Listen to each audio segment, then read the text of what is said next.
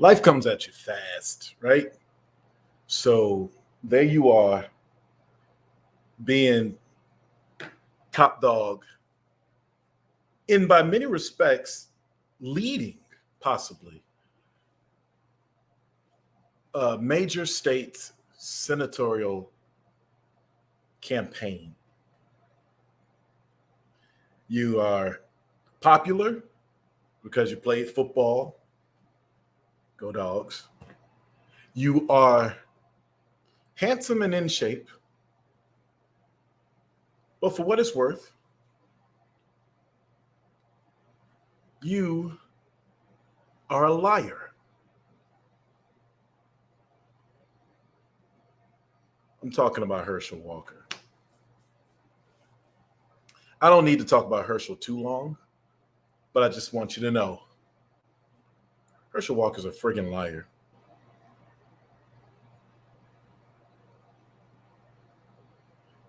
And he's a hypocrite. And he's a lot of things that makes him perfectly suited to run for Congress. Let's start the show.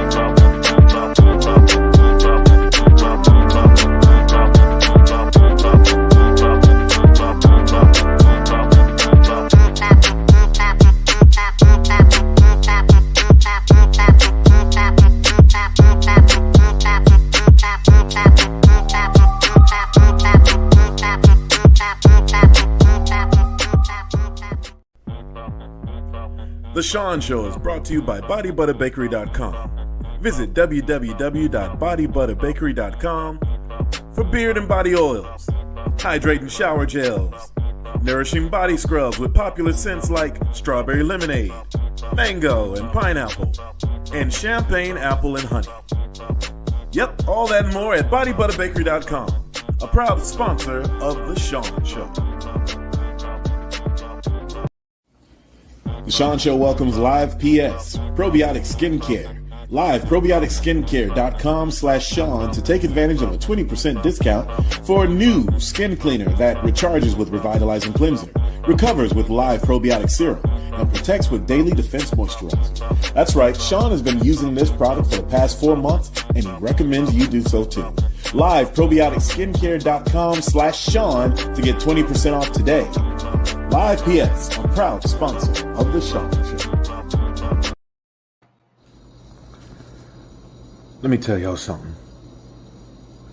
This racism has to stop. It just has to. I see these white motherfuckers everywhere.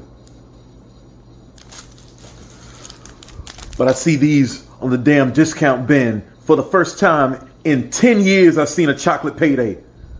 Yet, these white motherfuckers are everywhere.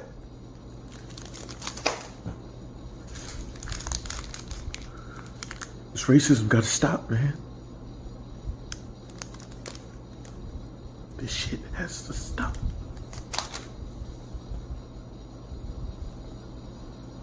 This gotta stop. Payday. This candy's racist as hell.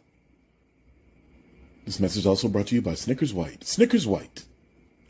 The Snickers are most superior than the blacks. All right, we finally get the show started. I've opened it up. I'm your host, Jay Sean Durham. Welcome to the Shawn Show. Tonight is going to be a little bit of a potpourri of a bunch of things, but we're going to do some reflections. I have two gentlemen on the show. One in the first hour, one in the second hour. They're going to talk about their experiences as being a felon. And now, being very successful men, businessmen, leaders of men and women. They have staffs. They They don't work with their hands. They wear suits. They smoke cigars. They drink whiskey.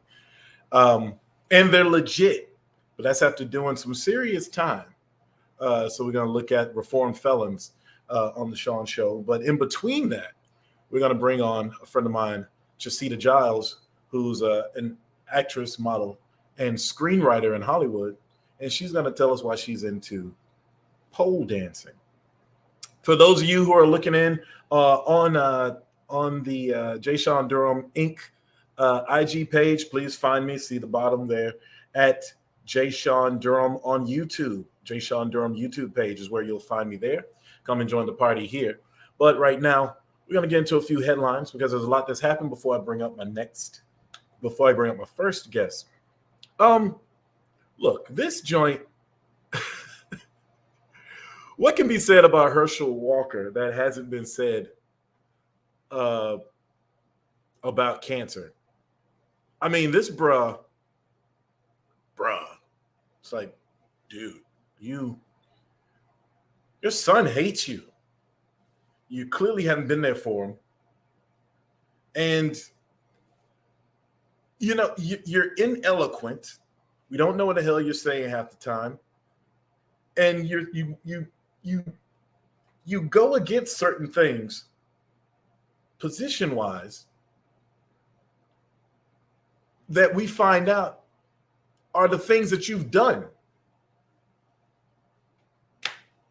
Case in point, this whole abortion thing. Now, the Daily News reported today that Herschel financed an abortion for a woman, a former girlfriend of his.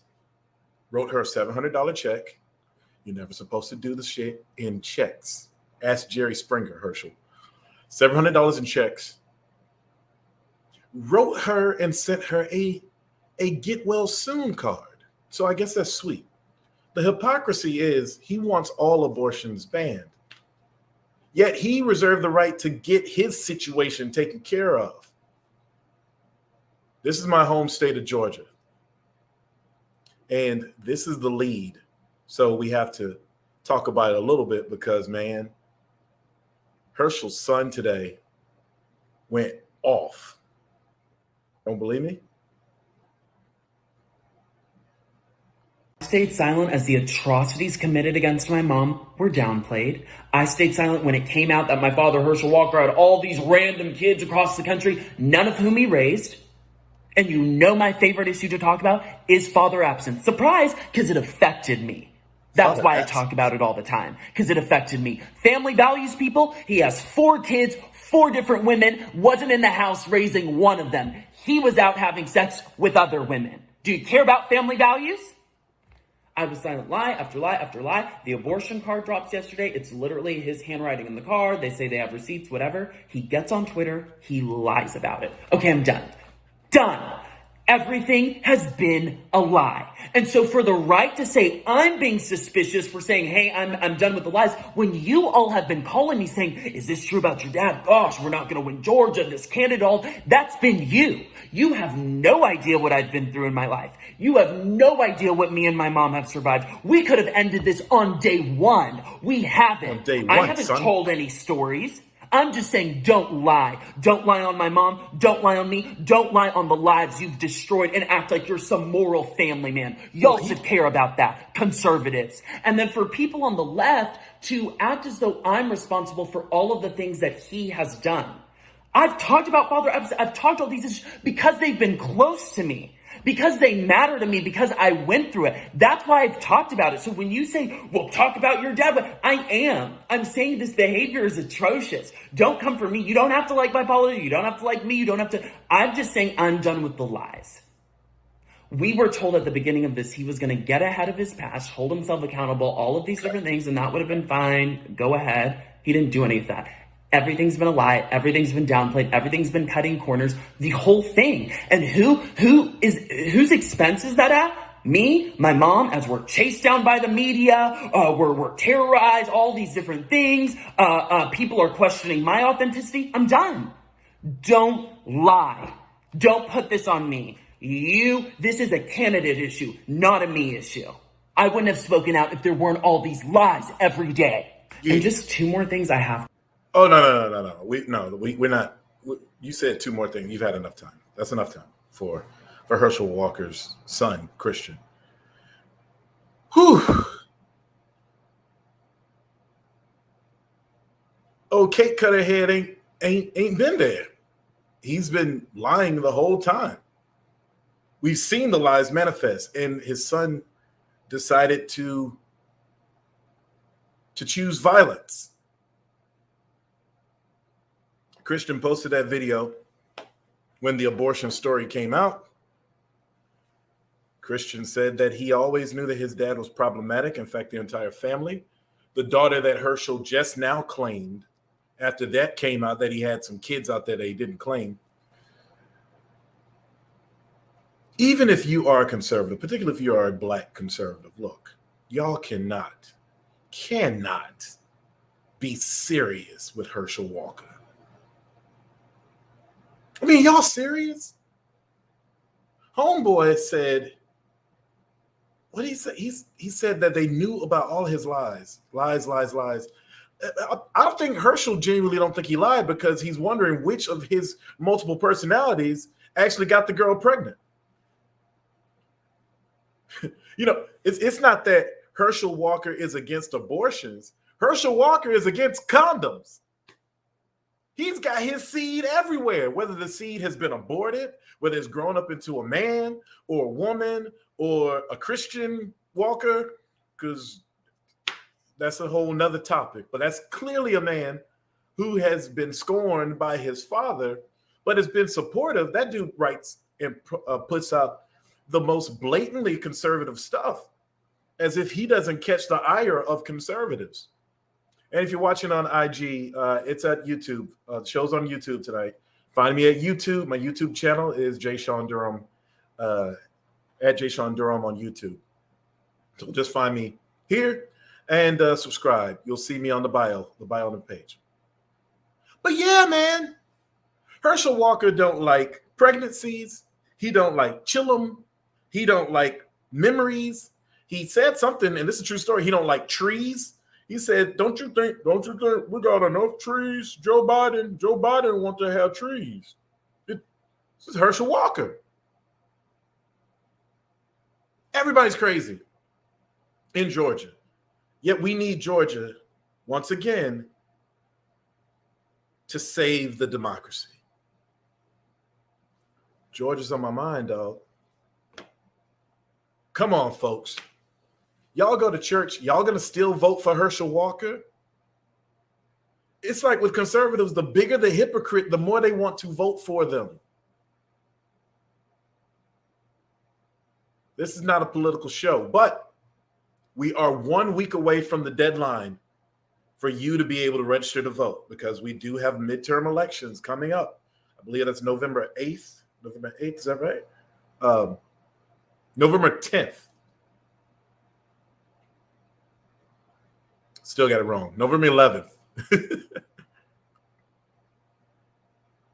So register to vote. The deadline to register is next week. But this show is about brothers who have reformed themselves and are doing well for themselves.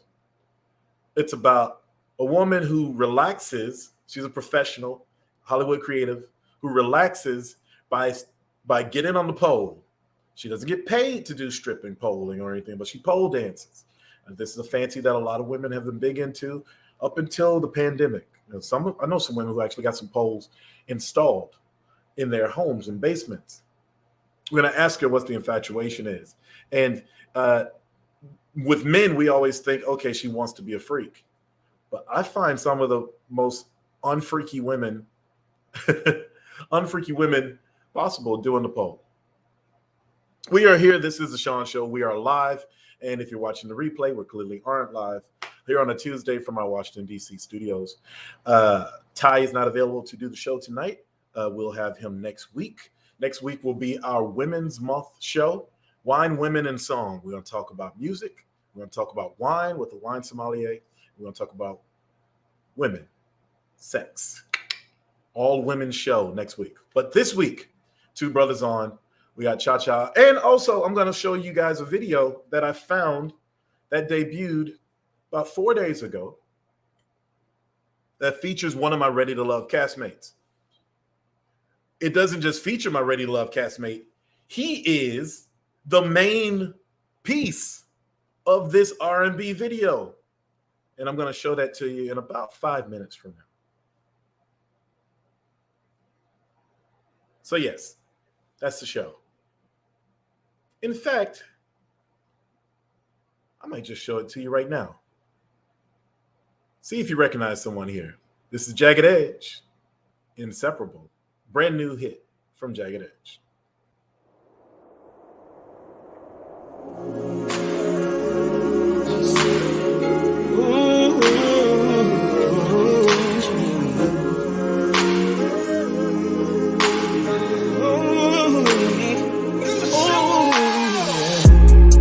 We kinda instant like some ramen, yeah. We got a lot of things in common, yeah. Before her, just wasn't shit. Nah. Cause I was pinned up, she made me let it go. Yeah. She all I needed now. Hey, she my heart beating loud. With me, with me. Oh, chemistry, babe. Oh, chemistry, that shit on auto. We click so quick like lightning in a bottle, you know. No. I usually don't even follow. All up in my photos, me and her, we like inseparable. I know when you got that good thing. Yeah. I know when you got that good thing. I usually don't even follow. All up in my photos, her, we like inseparable.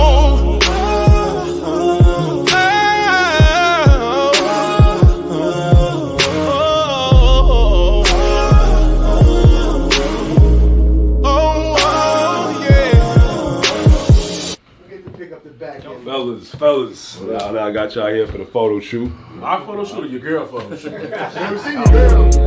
She came and bang in front of the door with it. Really happy, changing up my flow with it.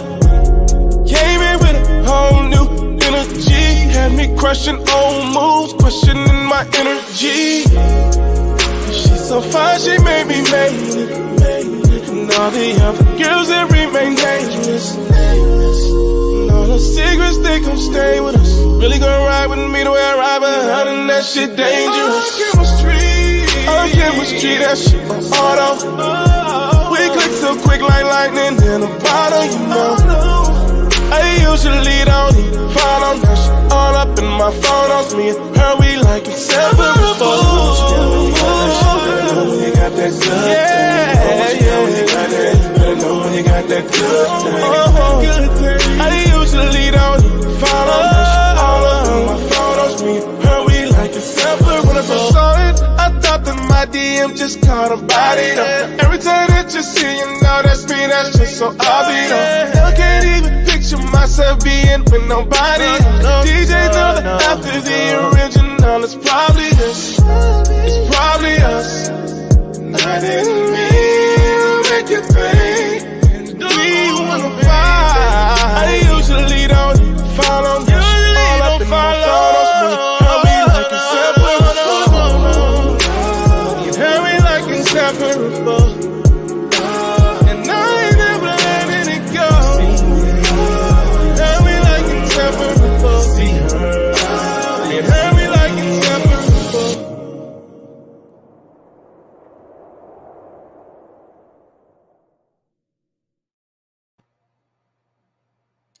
There you go, Inseparable by Jagged Edge. Ain't that something? What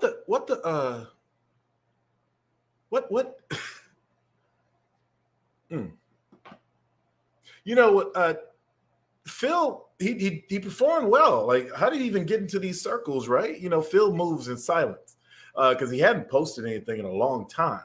So Phil has been Phil's my brother. He's a good cat. Congratulations to him. Jagged Edge is new, Inseparable. That first line of that song, it said something like, we in a cup like ramen noodles or something. We noodle like there's a weird line there that was put out there, and I thought it was hilarious. But neither here nor there. In the green room right now, we have Robert McFadden. I'm going to bring him up in about 4 or 5 minutes. He is a man who did hard time. You do time, and we got two men on this show who've done some time, and we're going to talk about the time that they did, but also talk about their professional lives. Now, with Robert, he did a crime that a lot of people have done, but I think his was a little bit more extensive than others.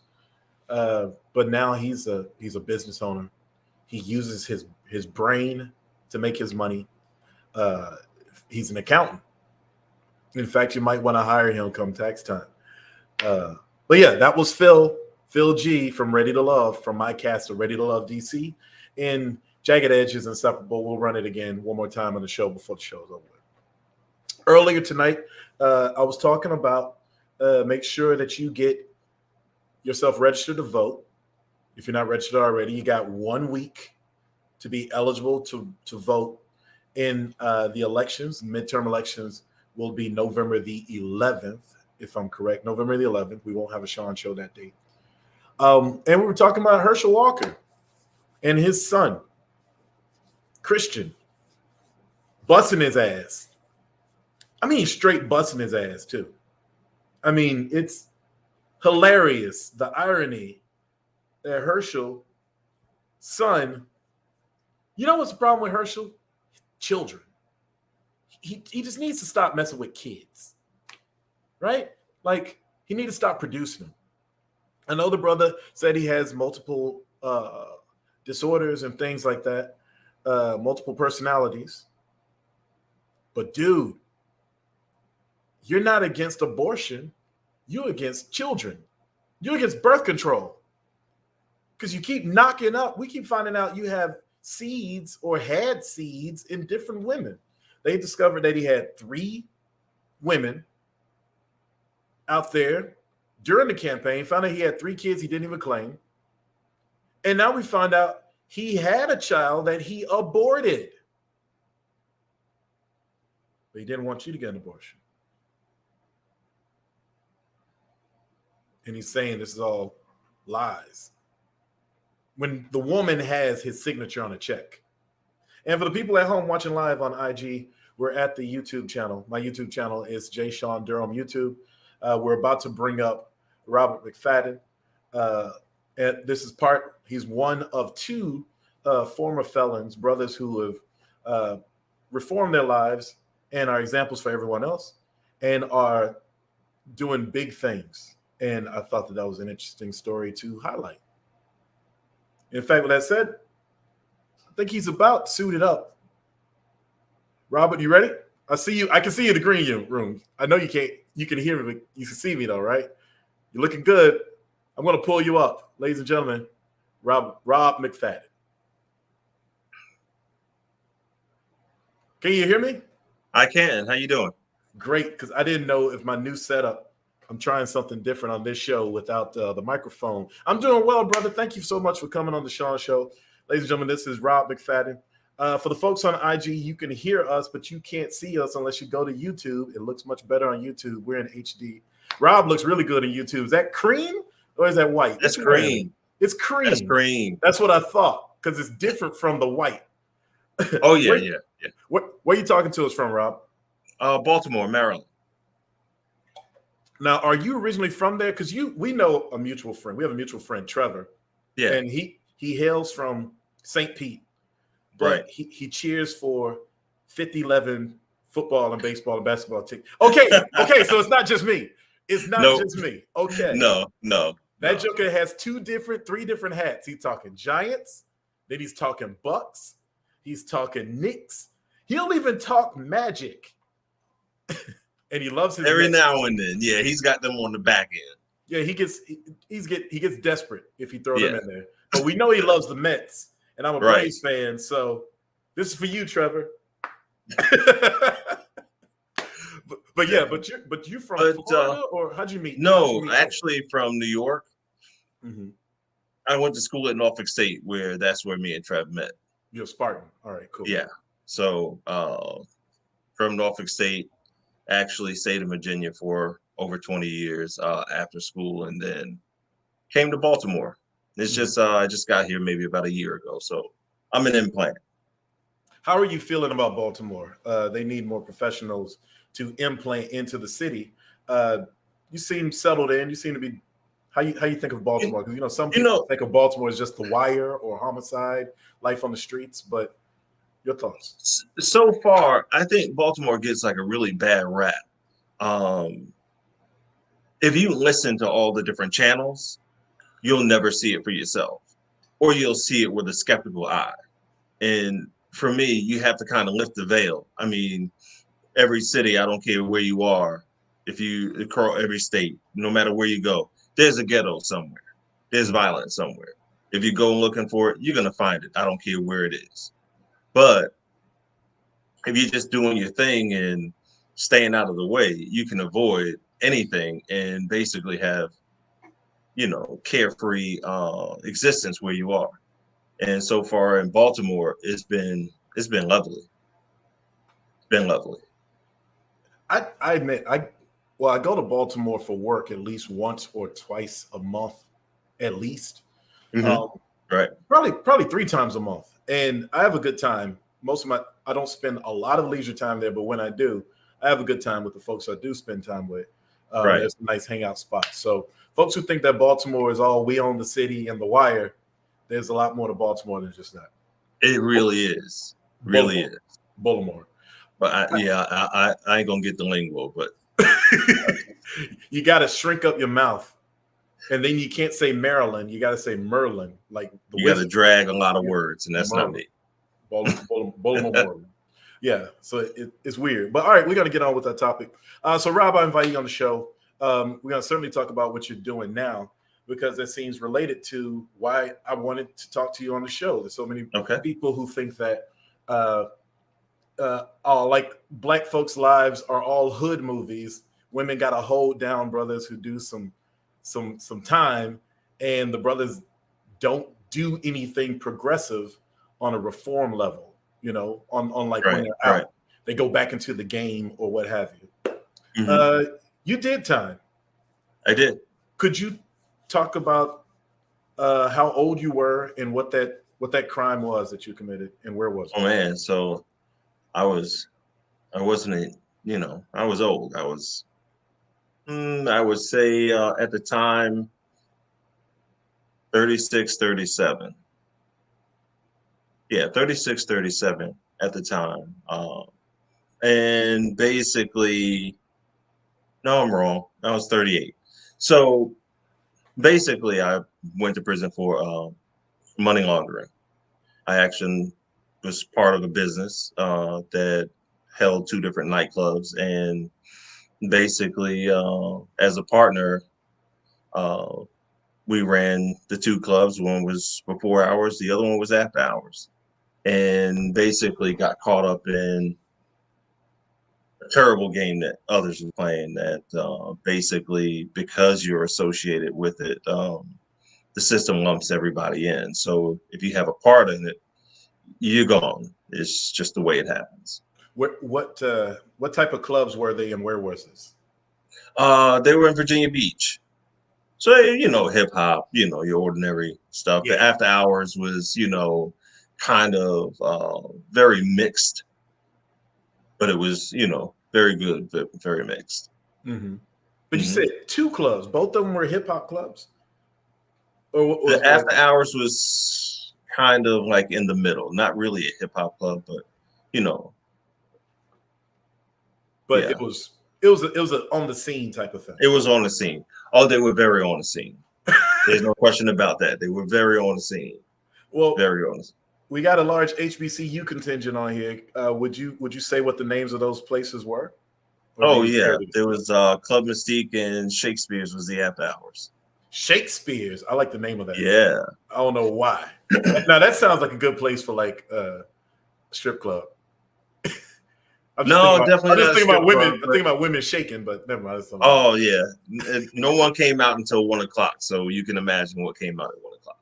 All right, so you're running these 2 after-hour spots. Yeah. and you get involved in a money laundering scheme. Now, explain money laundering and how did this particular scheme come about? Well, okay, so I didn't get involved in a money laundering scheme. You got caught up. I got caught up in it. Basically, that's when the government feels like you took money that was ill-gotten gains and ran it through a regular business to basically clean it up and bring it out on the other side. You're washing money. Yeah, basically. So if the mob had, say, they would have restaurants, and restaurants will order a bunch of stuff, so to speak, but that hides their cigarette money. You can kind of say that. Yeah, so like, you can kind of say that. Yeah, you can kind of say that. But in that, were drugs involved in this, or what type of money was it? So basically, what it came down to is my partners were out in the streets. They didn't feel that the money, I guess, that they were earning was good enough for them, so they were mixing up and being in the streets. They were doing too much. Way too much. You know, if you can't make it off of 20 grand a month, and you got to go out and do other stuff, yeah, you're doing too much. Whoa, y'all were pulling 20 grand a month, or were you just saying, like, for instance, what were y'all pulling? No, like?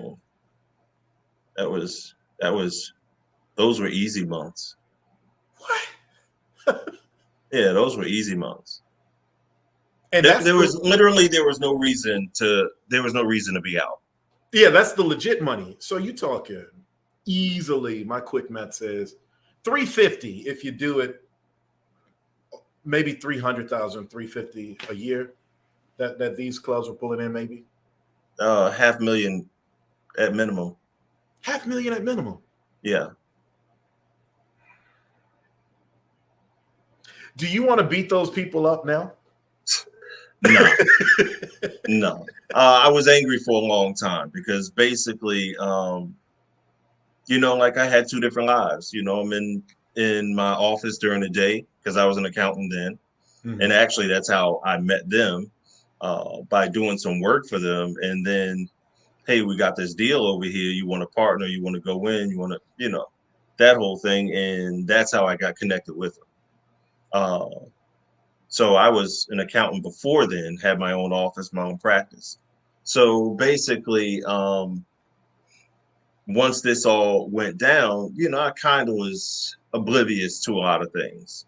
Not everything, but a lot of things. So I wasn't like in the streets. My ear wasn't to the street, didn't know it. You know, mm-hmm. I'm more of an entrepreneur, business person. So I'm just going to do business and keep it moving.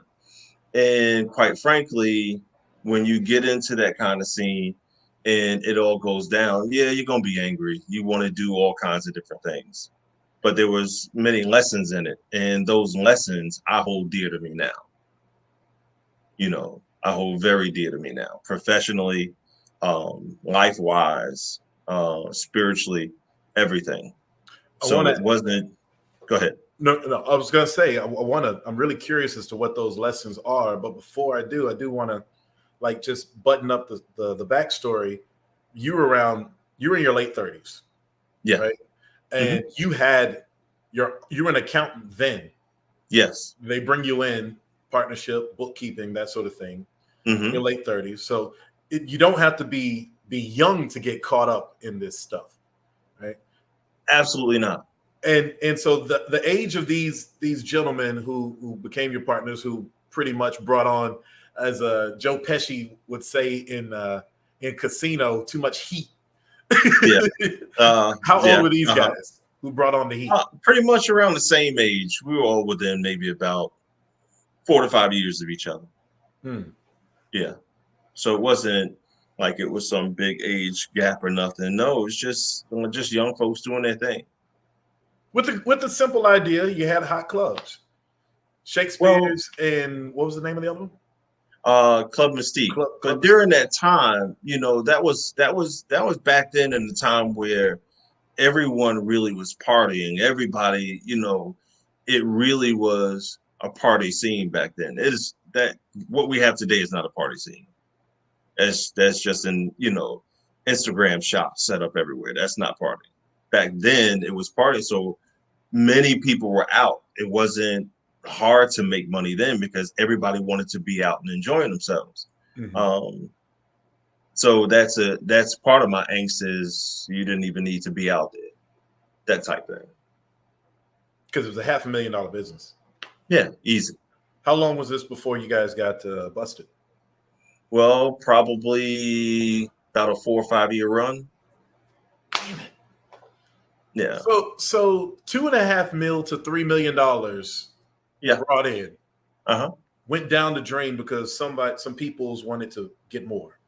Greed, limelight, wanting to be something. Were they some James St. Patrick's? Some James St. Patrick's in the group? You know, like from no, it's just I can't even explain it because to be quite honest, because I'm not in the street, I can't even tell you what that's about. I can't even tell you what you get out of it, what was trying to be, done. I have no idea. So before I get on with your lessons that you learned, how much time was doled out for everyone? I did maybe 4.5. The others did about 10 to 12, I think. Is everybody out now? Yeah. Yeah.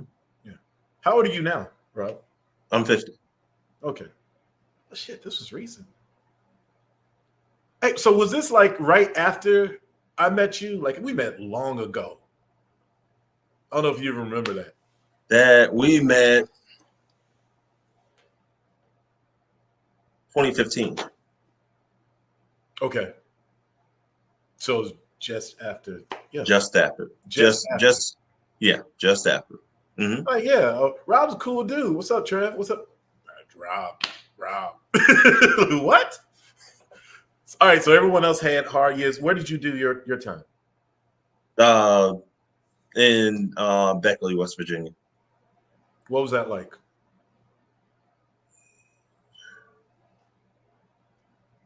It was kind of easy. Yeah. Being away from your family is hard. Being away from the people who love you is hard. But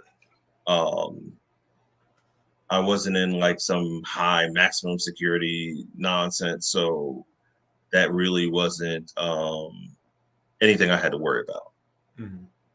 Yeah. So, but being away from your family, being away from your loved ones, not being able to continue your life as you saw it in your mind and how you were on your path going, that's something totally different. That's a mental job. All right. You led into my next question. What did you do mentally to stay in it? What were your duties and what personal things did you do while you were in the joint? Well, you try and stay connected with family. You try and get as many letters and letter writing going, knowing what's going on. So you have a different focus. Your focus isn't just on everything that's there. So a lot of times it's more like one of those things where you're trying to live outside of it, of what that reality is at the time, so that you can actually stay mentally sane and stay looking forward to what's next.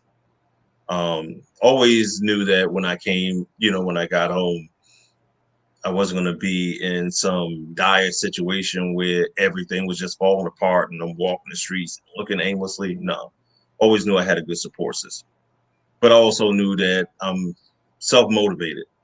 I'll find a way. I'll find a way to get back. So that wasn't like some big thing what I had to really worry about. More so, it was just like, hey, I got to take smaller steps now. And that was part of the life lesson. Don't take the big steps. Just take the small steps. You'll still get there, but you'll get there with less friction. And that was a big lesson. You'll get there with less friction. We're here with Robert McFadden, owner of McFadden and Associates. Is that correct? McFadden Accounting. McFadden Accountants. I don't know why I said Associates. It's the A that messed me up. In Baltimore, Maryland. He is a tax. Your specialty is tax, I would take, right? I would Tax guess and accounting, but my specialty is working with small businesses, startups.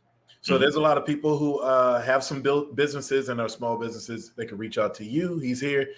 Be More is not necessarily considered technically the DMV. DMV is considered the metropolitan DC area, but it is Maryland and it's right over there. So I would say extend it to my DMV folks if you're looking for a great accountant, because I always say go to people who've actually gone through some stuff and know what not to do. He will keep you out of jail.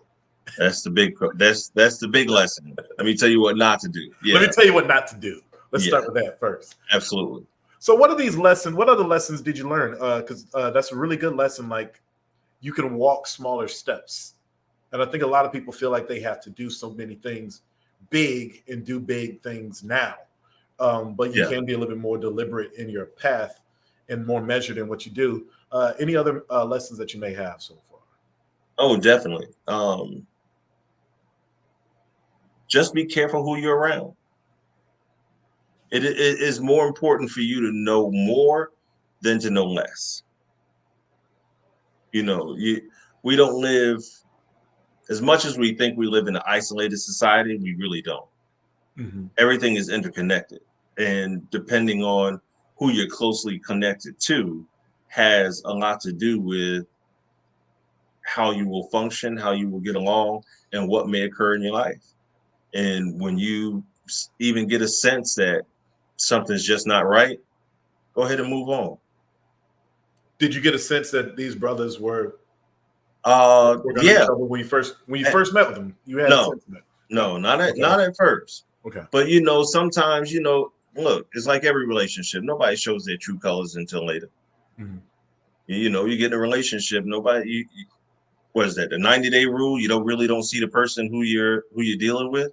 You get the representative or something like that. Yeah. So you're always going to get someone's representative, but once it gets really down and further into it, it's always going to start to come out.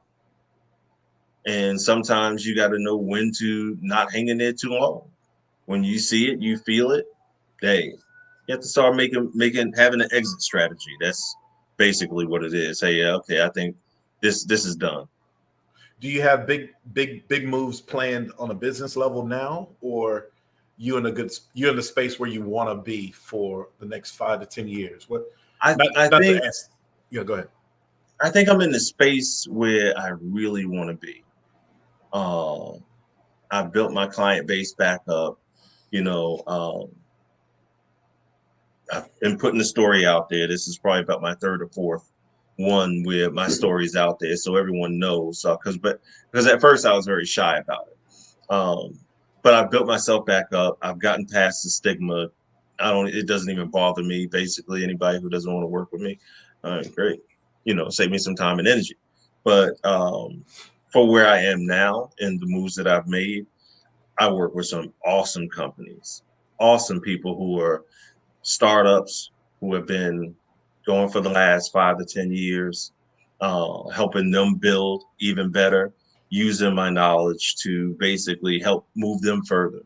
And that's more pleasing to me than having any kind of fanfare or just being so big in business. Like, you really get a sense of what's more important. And for me right now, helping smaller businesses, helping people understand the whole business aspect, making sure that they know how to account for what they're doing, making sure they pay their taxes. God knows that's the biggest thing. That's the biggest reason people fail and businesses go out of business, because they're in tax trouble. So from those things, I'm perfectly situated for where I want to be and from where I'm going. That's really awesome. We're here with Robert McFadden. We got about 3 or 4 more minutes with him. What would you like us to know? And tell us a little bit about your business before we let you go. And I do have one question for you. Hold on. Your family situation. Yeah. What's your family situation? Are you're married? You have kids? Or are the people who knew you beforehand, are they still with you now on the other side of the prison situation? Can you talk? Everybody's still, pretty much with me. My ex-fiance, she, we're no longer together. That suffered greatly. And probably more on my side than anything else, because I wasn't mentally prepared for that. My son, he's doing okay. Of course, I feel like he could be doing so much better had that never occurred. So I don't even take that lightly. I take that very close to heart. But for the most part, everyone is still around. I'm still in contact with not my old partners, but a lot of the other people who were there. So I can't say that anything has taken a hit. If anything, it's just more positive reinforcement, and everyone we knew you were going to get back on your feet. We knew you were going to do good. It's just a matter of when you wanted to do it. And hey, I'm walking in a good stride right now. Very dope. You look good. You sound good. And I'll tell you, JSD Inc. will put a flyer out and talk to you in a year. All right. In a year. I just made a big decision myself. I'm going to go get my SAG card and become Screen Actors Guild. I've been getting a lot of non-union work. And I'm expanding on a number of different fronts. So I'm stepping up my game, and my receipts are going to change. So when those receipts change a little bit in the multitudes, I'm going to seek you out with a big old bucket of receipts. So October 1st of 2023, I'll call you on it. I'll talk to you September 30th, 2023. All right, cool. Serious. But yeah, where can people find you on the social medias? Social media at McFadden Accounting, McFadden Accounting, Baltimore, Maryland, and anywhere on the social media see it as Tax Strategist. Very dope. Talk to this man, folks. It's very important that you meet people who are open about their backgrounds. That's what makes them strong and good people to work with in the present. Robert McFadden, thank you so much for coming on the show. Thank you. I'll talk to you afterwards, man. Thanks. You see, thank you. See, that's dope right there. That is dope. That is what we want in life. We want people who have gone through the hard scrabble situations. They reform. They understand the mistakes they made, and they get better and stronger for it. And I'm not interested in the merit. The thing that I can't stand, and I'm going to bring up in about 5 minutes another creative, and I talk to her about this a lot because she's a script writer and an actress and a journalist. I'm tired of all Black movies either being revisionist slave movies, dopey office romance movies. Well, not office romance, but just dopey romance movies who are two-dimensional, and particularly the hood chess game story. I'm tired of the hood chess game story. Yeah, we got to make this move. Snowfall. Yeah, it's like this and this piece right there and this piece like. Shut up. We can write and do so many more things. We can serve our time and move on and wear great suits like that brother Robert just wore that got off my screen. I'm about to bring up Chaseedaw, but before I do, I promised y'all that I would play this video again for the people who are joining me in the second hour. It features my castmate, Phil from Ready to Love. He snuck this out. He didn't tell anybody, but trust me, he's prominent in it. This is Jagged Edge, and then we'll bring Chaseedaw on the next side.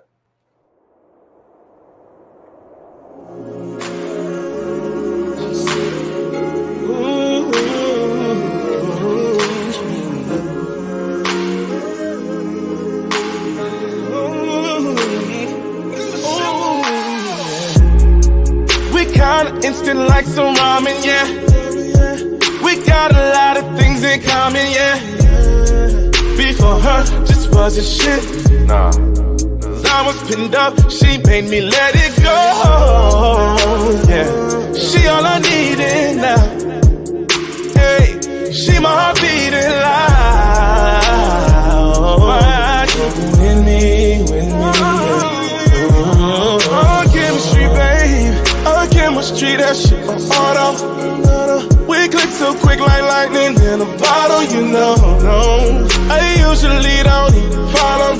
All up in my photos, me and her, we like inseparable. I know when you got that good thing. Yeah. I know when you got that good thing. I usually don't even follow. All don't even follow. Her, we like inseparable.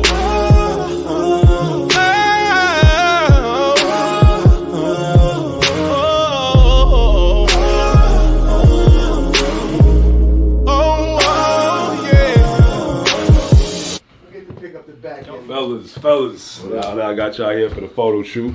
Our photo shoot or your girl photo shoot? She came in banging from the door with it. Really happy, changing up my flow with it. Came in with a whole new energy. Had me crushing old moves, questioning my energy. She's so fine, she made me make it. And all the other girls that remain dangerous. And all the secrets, they come stay with us. Really gonna ride with me the way I ride, but other than that shit dangerous. Our chemistry, that shit my auto. We click so quick like lightning in a bottle, you know. I usually don't even follow that shit all up in my photos. Me and her, we like inseparable. You got that good thing. Better know when you got that good thing. I usually don't even follow that shit all up in my photos. Me and her, we like inseparable. When I first saw it, I thought that my DM just caught a body. Every time that you see, you know that's me, that's just so obvious. I can't even picture myself being with nobody. DJ know that after the original, it's probably us. It's probably us. And I didn't mean to make you think we wanna fight. I usually don't even follow all up in my photos. How we like inseparable. And I ain't never letting it go. How we like inseparable. And how we like inseparable.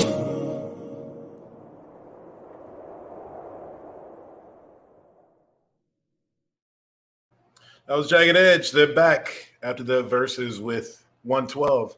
Jagged Edge is back on the scene with Inseparable, featuring Phil G, starring in the video from Ready to Love. We're at the top of the hour on the Shawn Show. It's 8 o'clock here on the East Coast. 5:01 now because the minute just crossed over. 5:01 on the West Coast, where I'm going to bring in my next guest. She is a journalist, a creative like myself, a screenwriter, and an all-around badass person. She's a great model as well. And she's 5'11", and we're going to talk about this woman taking her 5'11" self on a pole. But before we do, we're going to let you know who is Chaseedaw Giles. My name is Chaseedaw. I was born in New York. I grew up in Roxbury, Massachusetts, the same place as New Edition. I am a writer and an actress, and I'm also a hip-hop artist. Got into pole because I was looking for an exercise that wasn't too high impact. Like, I tried jujitsu, I tried all these different things, and they were all too rough on me. I have been managing an orthopedic condition since I was a kid, and that has led to some muscle weakness in my right leg and also some joint issues. So when I found pole, it was something I can do that, one, wasn't too high impact. It improved my flexibility. It's a total body workout, and you're just using your own body weight. So once I started, I got addicted to it pretty quickly. It's something I can do for hours, and I just love doing it. It's really starting to help with getting some muscle tone back in my legs, and it's even been helping me with managing some of the chronic pain, some of the chronic muscle pain that I deal with. So that's why I got into pole.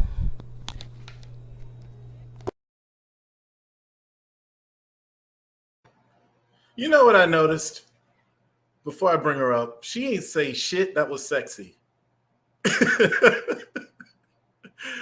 We're going to ask her about that. Here she is, Chaseedaw Giles. You're on mute. Yeah, okay, that's so funny. Yeah, no, I purposely did not make it sexy because you that's not purposely made pole dancing not sexy. Yeah, because it's already sexy. What's understood doesn't need to be overstated. It's not. Well, everybody can't do it. Now the act can be sexy, but it's like people having sex. Everybody who has sex ain't good to look at while they're having sex. I don't know if I wouldn't know about that. I'm not saying you're a voyeurist. Anyway, Chaseedaw Giles, everyone. Hey, how you doing? Good. I got you here for about 10 minutes or so. Wanted to get you in on this show, this reflection show. For the recap for the folks at the home, I had Rob McFadden on, now a big time accountant in Baltimore, but he talked about his time being caught up in some Chocolate City mess. And after this segment, we will bring on Joshua Johnson, who ended up getting a pardon from the governor of Wisconsin, and now he's doing big things. So I got some really good guests on here. But we have the lovely, the talented, the beautiful, the chocolate, Chaseedaw Giles. And I'm going to put this up here. I don't know if they're talking about you because they're having their own damn conversation in the chats. But beautiful with the hearts up there. Tell us about yourself and tell us about this condition. Well, no, tell us how you went to pole dancing to be part of the solution for your ailments.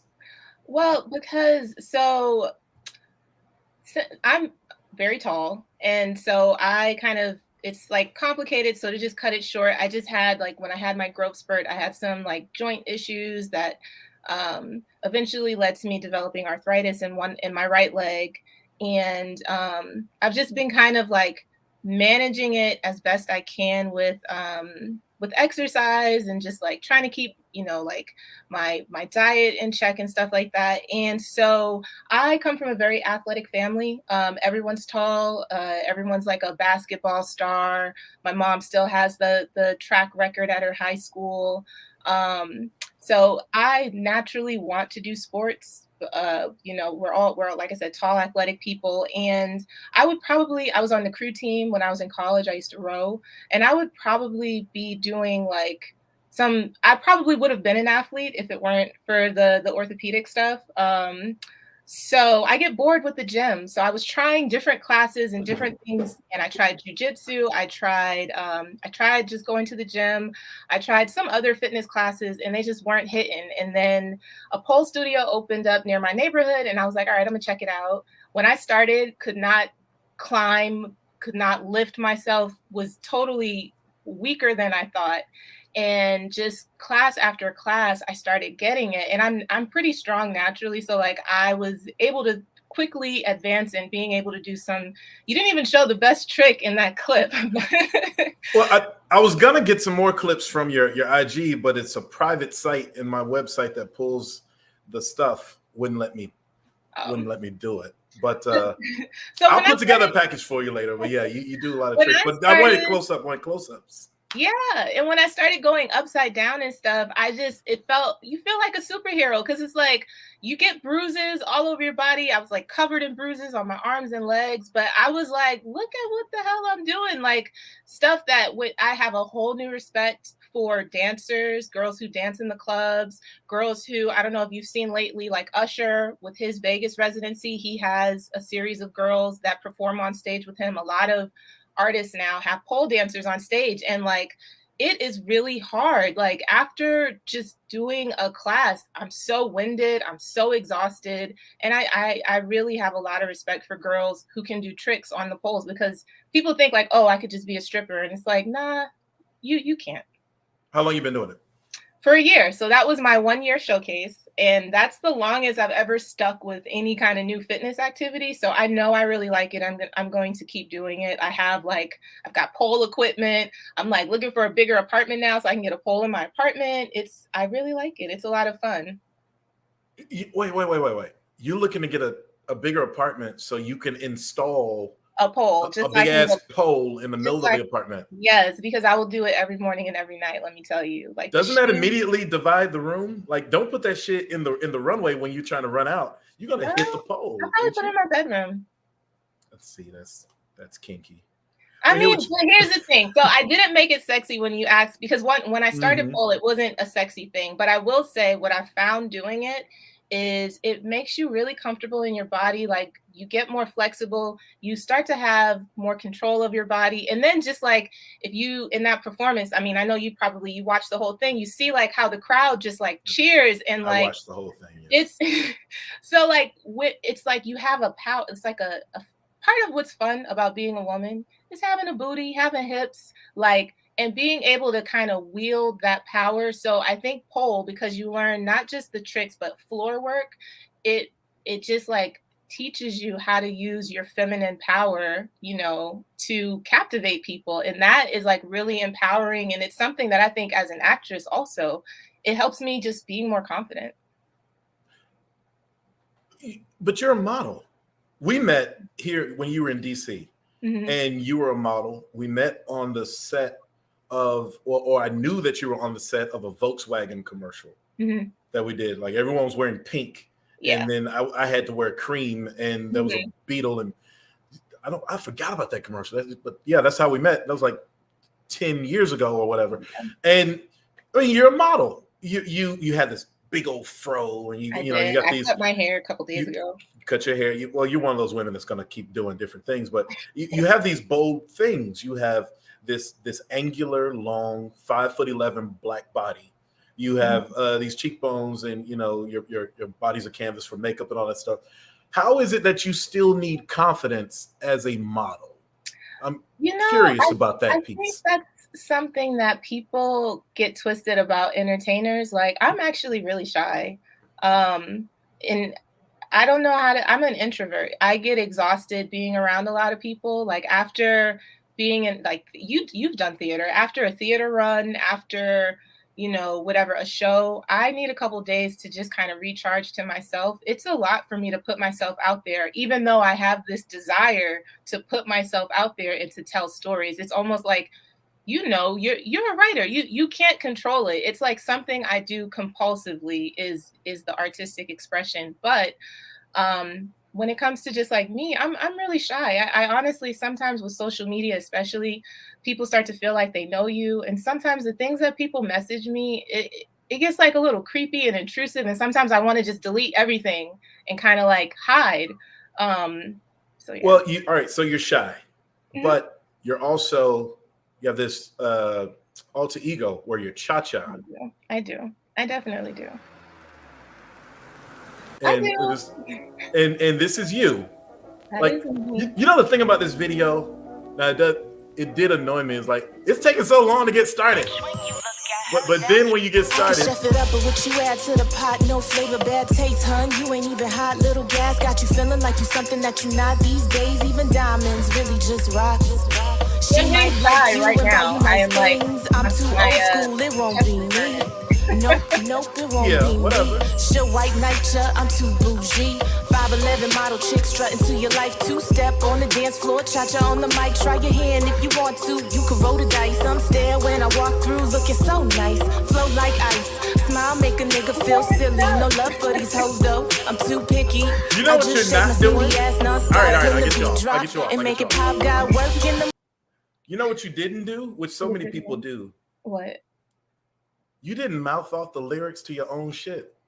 I am not. You ain't rhyming to your own. You ain't feeling your own shit. No, I'm like. You talking about you bougie? You too bougie to get down and like do the Bobby Brown to that shit. Don't get it twisted. Like I definitely, you become a different person when you get on stage. You definitely do. Even in that our poll showcase, it's like I was so nervous, and then when I started, you know, I was just in the moment. And then when I was done, I was back to being Chaseedaw. So like you know, and there's a side to me that's very, very sensual. I think like maybe it's a tourist thing like Janet Jackson, where it's like she has this quiet, tiny, shy voice, but then it's Miss Janet if you're nasty. You know, like I think there's definitely two sides to my personality where, you know, I have the journalist side of me that's pretty conservative. And then I have the actor, rapper, that, you know, I'm not all that conservative. I mean, I've done body paint shows. I've done all kinds of things that people are like, whoa, I would never think you would do that. And it's like, why wouldn't you think? I mean, that's part of my personality too. Well, it's part of your personality, but do you have some sort of upbringing or background where it's like extra conservative? Like, what is your background? You mentioned Roxbury, right?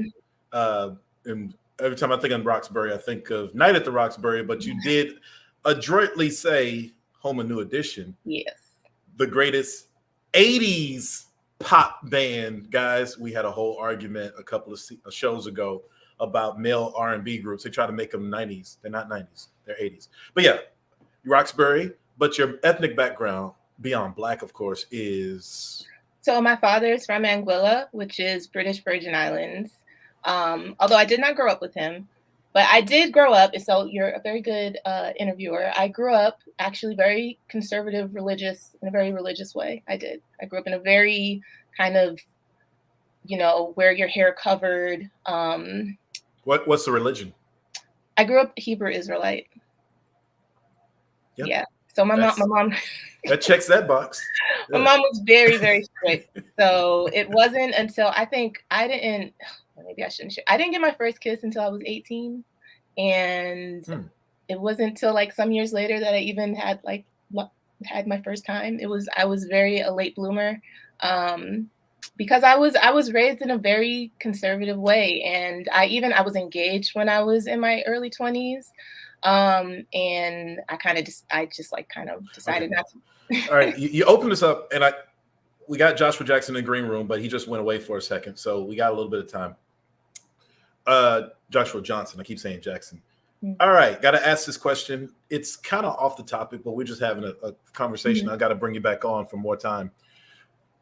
Did you, and you can answer this or not, did you have sex before you got engaged? Yes. You did? Yeah, because I was curious. But and how old were you when you got engaged? I don't want to say. It's kind of lame. How old were you? I might have been in my 20s. I was like 21. It's 21. Yeah. That's not lame. That's very interesting. It's like, oh shit, that's anyone who does that at the age of 21 now, we expect them to wear like an Amish garb, right? Or they just walked outside for the first time and realized that there's mechanized vehicles. So 21 when you got engaged. No, I was engaged when I was like 24, but 21 was my first time. 21. Okay. 24 is when I got engaged. I ended up not getting married, which I'm so glad I did. And that's how I ended up in DC, because I kind of ran away and moved to DC. Mm-hmm. But yeah, I just, I definitely a late bloomer on a lot of things. There's a lot of things I'm realizing now in my 30s that probably other people had figured out in their 20s. And I'm honestly, I'm not mad about it. I think maybe I should think of it like you said. It's an interesting thing about me. But you're finding a degree of confidence that makes you feel confident while you're out there. Mm-hmm. Are you gaining confidence from the pole dancing experience in your regular walk of life? Yeah, I think so. Like how some people may, not to bring it back to sex, but some people may feel a certain way when they're dominatrixing or something, but then they can actually bring that interior externally in a public setting. Do you feel that right now? I think so, yeah, because I feel more in control of my body and more just more ownership of my body. I think there's a very interesting conversation happening right now about women and ownerships of our bodies and stuff like that. So I think when I was younger, I didn't really feel so much like I had a choice about, getting married and all that stuff. And now I definitely feel like I'm not the traditional woman. I don't have kids. I moved to LA by myself. I'm pursuing the arts. I pole dance. I do body paint. Like I said, I ended up becoming like the polar opposite of everything that was kind of pushed on me. And I am finding more confidence in that. And I think I'm finding like my unique voice without really caring so much what people think. And I've gotten criticism from family and stuff about being a little too wild when I'm not. To me, I'm compared to what's out there on the internet, I think I'm pretty tame. Well, for your family, if you put sugar and grits, you crazy. Oh, you are crazy. Well, actually, you are crazy if you put sugar and grits. Because I saw your argument about that on Facebook. Let me tell y'all something. We're gonna go head up. I'm not gonna get people keep putting sugar and grits. That's porridge, people. Porridge. But full disclosure, and I got it right here. Mm-hmm. Chaseedaw is the editor of my novel, Broke, which also goes to her editorial and journalism bona fides. So she has had articles appear in the New York Times. You're currently working on a script. You finished a script. Mm-hmm. I'm reading it. I'm slow rolling on my reading, but I will read it. I'm reading the script that she's written that was based off of a very vivid situation as me as a son of a barber, about this black barber in Baltimore Could you tell us about that article? And I think people can find that Yeah, on they the can. New York Times. But let's talk about that real quick while Josh was getting prepped up and keying up his camera. I see you in the green room, Josh. 3 minutes, boss. Josh is the coolest dude I've ever met from Milwaukee. But anyway, and that's saying a lot because Milwaukeeans are really friendly people. But yeah, talk about your article real quick, and then I gotta let you go. Okay, babe? Okay. So the article, I have this barber in Baltimore. His daughter used to do my hair. She used to braid my hair, and he's cut my hair before when I cut my hair. Did you used to date this barber? Not going to answer that. I would say that he and I are friends. His daughter used to do my hair. He cut my hair before when I cut my hair a few years ago. And I just remember a conversation we were having where he was going to a funeral home to cut a young man, like a 21-year-old young man's hair who had been shot in the funeral home. And then he had called me and he was like, I got to go back to the shop to get some hair off the floor. I can't finish the cut. And I was like, what do you mean? And he was like, well, the young man had been shot in the head and he had bullet trauma to his skull, and so he couldn't make the cut smooth the way he wanted to. So he went and asked one of his clients, can he use the hair? And the client said yes. And so I was just so disturbed by that, and I asked him, I was like, how often are you cutting hair in the funeral home? And he was like, oh, maybe like 6-7 times this year. And I was like, that's not normal, right? Do you talk to a therapist about that? Is this something you do every year? And he was like, yeah, I've been here forever. A lot of these kids that get shot are my clients. And, I know how they like their hair. And so I go and I cut their hair in the funeral home. And I could not shake that. And I remember when I was reporting on the story, I spent a whole day in the barbershop, like days in the barbershop. And one day I asked everyone, who in here has either been shot or knows someone who has been shot? And I kid you not, every single person, including the barber who has a bullet still in the back of his knee, raised their hand. Everyone in there had either been shot or knew someone who had been shot. And I just, even after the story ran in the New York Times, I couldn't shake it. And I was like, I need to do more with this story.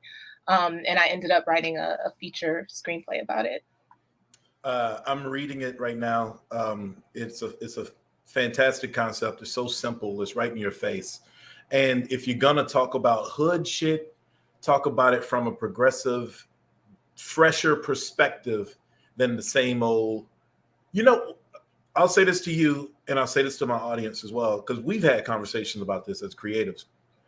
Black people have become numb to certain elements of our struggle lifestyle that we are discarding ourselves even more. Mm-hmm. We're just getting body counts. Yeah, he smoked that fool. Next episode, we're going to see if such and such does such.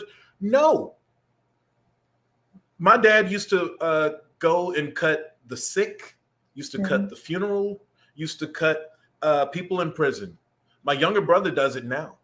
And that's also the backbone of the Black community in many respects. And I'm going to do a whole show on Black barbershops.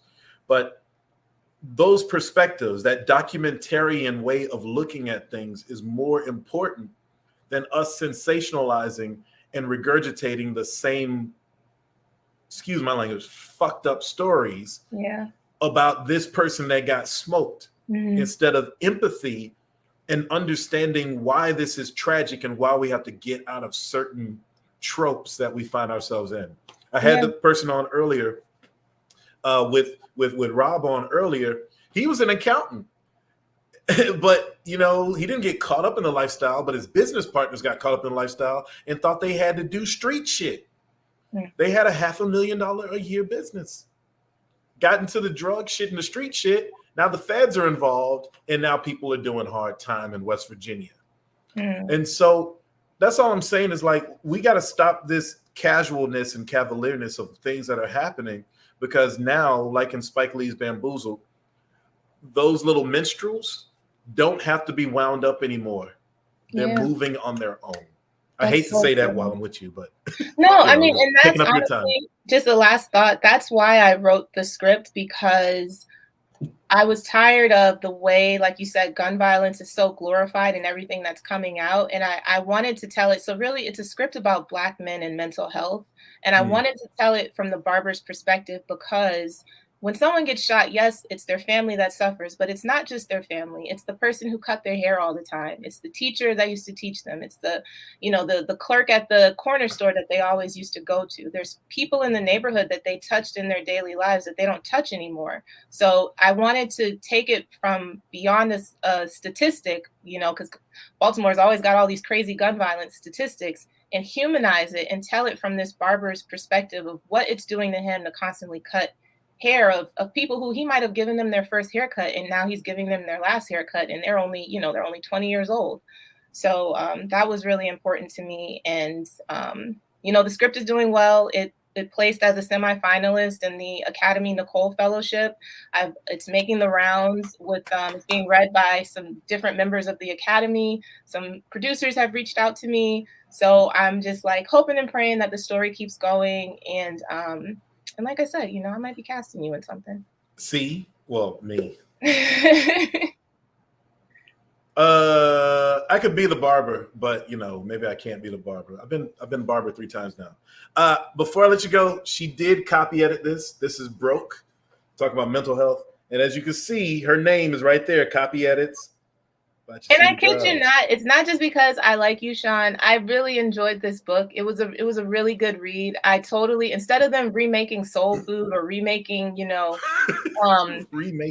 remaking The Wood, that could be, I could see a scripted series based off that book. It was really entertaining, and it was really eye-opening for me. And it really had me thinking more about the men in my life, and like even from my brother, like how I treat them and how I, not to lump all guys in the same, category.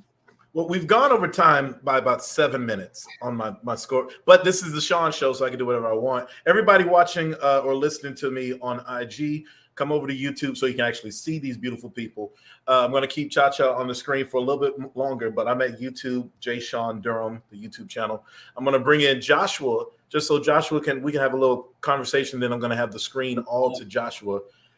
That's Joshua Johnson, everybody, my good friend, who I met through cigars, right?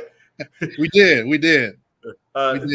And so it's sort of like there's a through line with the theme of the show tonight. People getting into sticky situations, there's bullets flying, or they get arrested or what have you. Joshua's story is going to be phenomenal. I'm going to let you all go through it, and I'm going to read something that he sent to me, to the audience, a little bit later.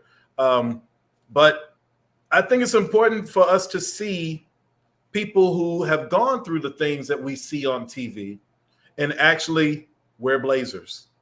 You know what I'm saying? Rob had a blazer on. Rob looked like he just came off of a boat as the owner of the boat. Like he was in cream and bone, and he looks like a successful tax accountant. Cha-Cha's not wearing, but she's a woman. She's gonna wear this Nigerian gold that she's got going on right now. But yeah, so Joshua, did you want to say something to Cha-Cha before we let her go, or about the things that she was saying earlier? Yeah, that was thanks for having me on, Shawn, and Cha-Cha, nice to meet you. That was dope. As you were talking about at the end, just thinking about giving folks a chance and really thinking about how, I don't know, as you were talking about, or Shawn was kind of talking about too, about, just helping folks, just being of service to folks. Like, people don't even think about that. They don't think, everybody thinks about themselves now. All of a sudden, it's like, it's what can you do for me society at this point, right? It's not, how can I help you? And then eventually what I'm doing is paid forward, or in return, you can help me. Like, and I think so many people just think about themselves, up front. So it's, I don't know, super dope from the part I listened to at the end. I think, congrats on being a copy editor. Who knows? I might be hitting you up one day as a copy editor as I put my book together. As I get into a little of my story here with Shawn. But no, I think it's super dope, and the parallels like of the lives. I think that, us three at some point our lives are parallel, and then now they're crossing. but like everything that's parallel is just it's hard to explain, but everything that's parallel are the things that make us like who we are in the sense of we're out here just trying to do what we can to be successful. We're not trying to take from anybody else. We're not trying to, we're not trying to take from somebody and not give back. So I don't know. I want to be getting all deep and stuff. And no. I appreciate that. I don't think we need to have. I don't know if Joshua ever watched it, and Cha-Cha, I know it's outside of your generation, but like people have an Alexis Carrington mentality. They got to feel like they got to be vixens or villains or super callous just from jump. And I'm personally, I find that boring and annoying. If you have to be that way eventually, okay. But now people are just coming out the box talking to invisible people about their haters. Yeah. No one knows who the hell you are. You ain't got no haters. Who are you? Right. That's right. Me. But I gotta let you go, Cha. But, all right. People, you can find her. Where can we find you? You didn't put your IG up. Well, my IG is my first name, so just put an @ in front of Chaseedaw, and that is my IG. And you can find me. That's with one S, by the way. One S, right? Yes, one S, two E's. And you can follow me on Twitter. My Twitter is like mostly journalism stuff, and that's CG on social. That's where you can find me on Twitter. But Instagram's the best because it has a mashup of everything. So she's a visual woman. She's a pole dancer, but not really. It's sexy, but not really. She's a journalist, a creative, a writer, and she's a good friend. She's Chaseedaw Giles. Thank you, Chaseedaw. We'll bring you back on next time. All right. See ya. All right, boys, just me and you. Man, what's going on with you, man? How you feeling, Josh? I'm feeling great, man. We've been talking about you getting on here for what? A season or two? Two seasons? Yeah, it's been a minute, man. It's been a minute since we've been trying to figure out how we could coordinate me getting on. Coordinate. So I saw this thing, and you sent me this thing, and I'm going to find it here because it's important. Is it the picture I sent you earlier? It's your pardon. Yeah. You see, I got it right up on the wall there. Oh, you got it on the wall, yes. Yeah, you can't really see it though. I'm kind of blocking it, but it's up there. No, it's okay. I'll read this for the folks. Dope, man. Appreciate it. To whom all these presents come from the office of the governor of the state of Wisconsin, whereas Joshua A. Johnson was convicted on November 17, 1995 of 3 counts of armed robbery and 1 count of attempted armed robbery in violation of section blah, blah, blah, blah, blah, blah, Wisconsin statutes, Milwaukee County, case number, blah, blah, blah, blah. On January 4th, 1996, was sentenced to 20 years in confinement. These offenses occurred 27 years ago and over the span of 2 weeks when Mr. Johnson was 17 years old. Whereas Mr. Johnson has paid his debt to society and has worked to create employment opportunities for formerly incarcerated individuals. Whereas Mr. Johnson is actively involved with community organizations, volunteering, sharing his story, and serving as a mentor to those with similar backgrounds. Whereas Mr. Johnson received significant support for a pardon from family, friends, and community members. And whereas I find Joshua A. Johnson deserving of extraordinary relief. Now, therefore, I, Governor Tony Evers, governor of the state of Wisconsin, by the authority vested in me by Article 5, Section 6 of the Wisconsin Constitution, do fully and unconditionally pardon Joshua A. Johnson of the offenses described above and restore him all the rights and privileges which may have been forfeited by him as a result of said offense. In testimony whereof I have hereunto set my hand and caused the great seal of the state of Wisconsin to be affixed on this day, the 7th day of July in the year 2022, Governor Tony Evers. Say, man, you hear that and you think what, Josh? Damn. The first thing I think is, man, well, first and foremost, so now, I don't know if I told you when I was down in DC last time, but I've been going around. So it took me 27 years to get a pardon, right? And what I'm doing is I'm on number 23, so this will be number 24. what I want to do is I want to do a toast.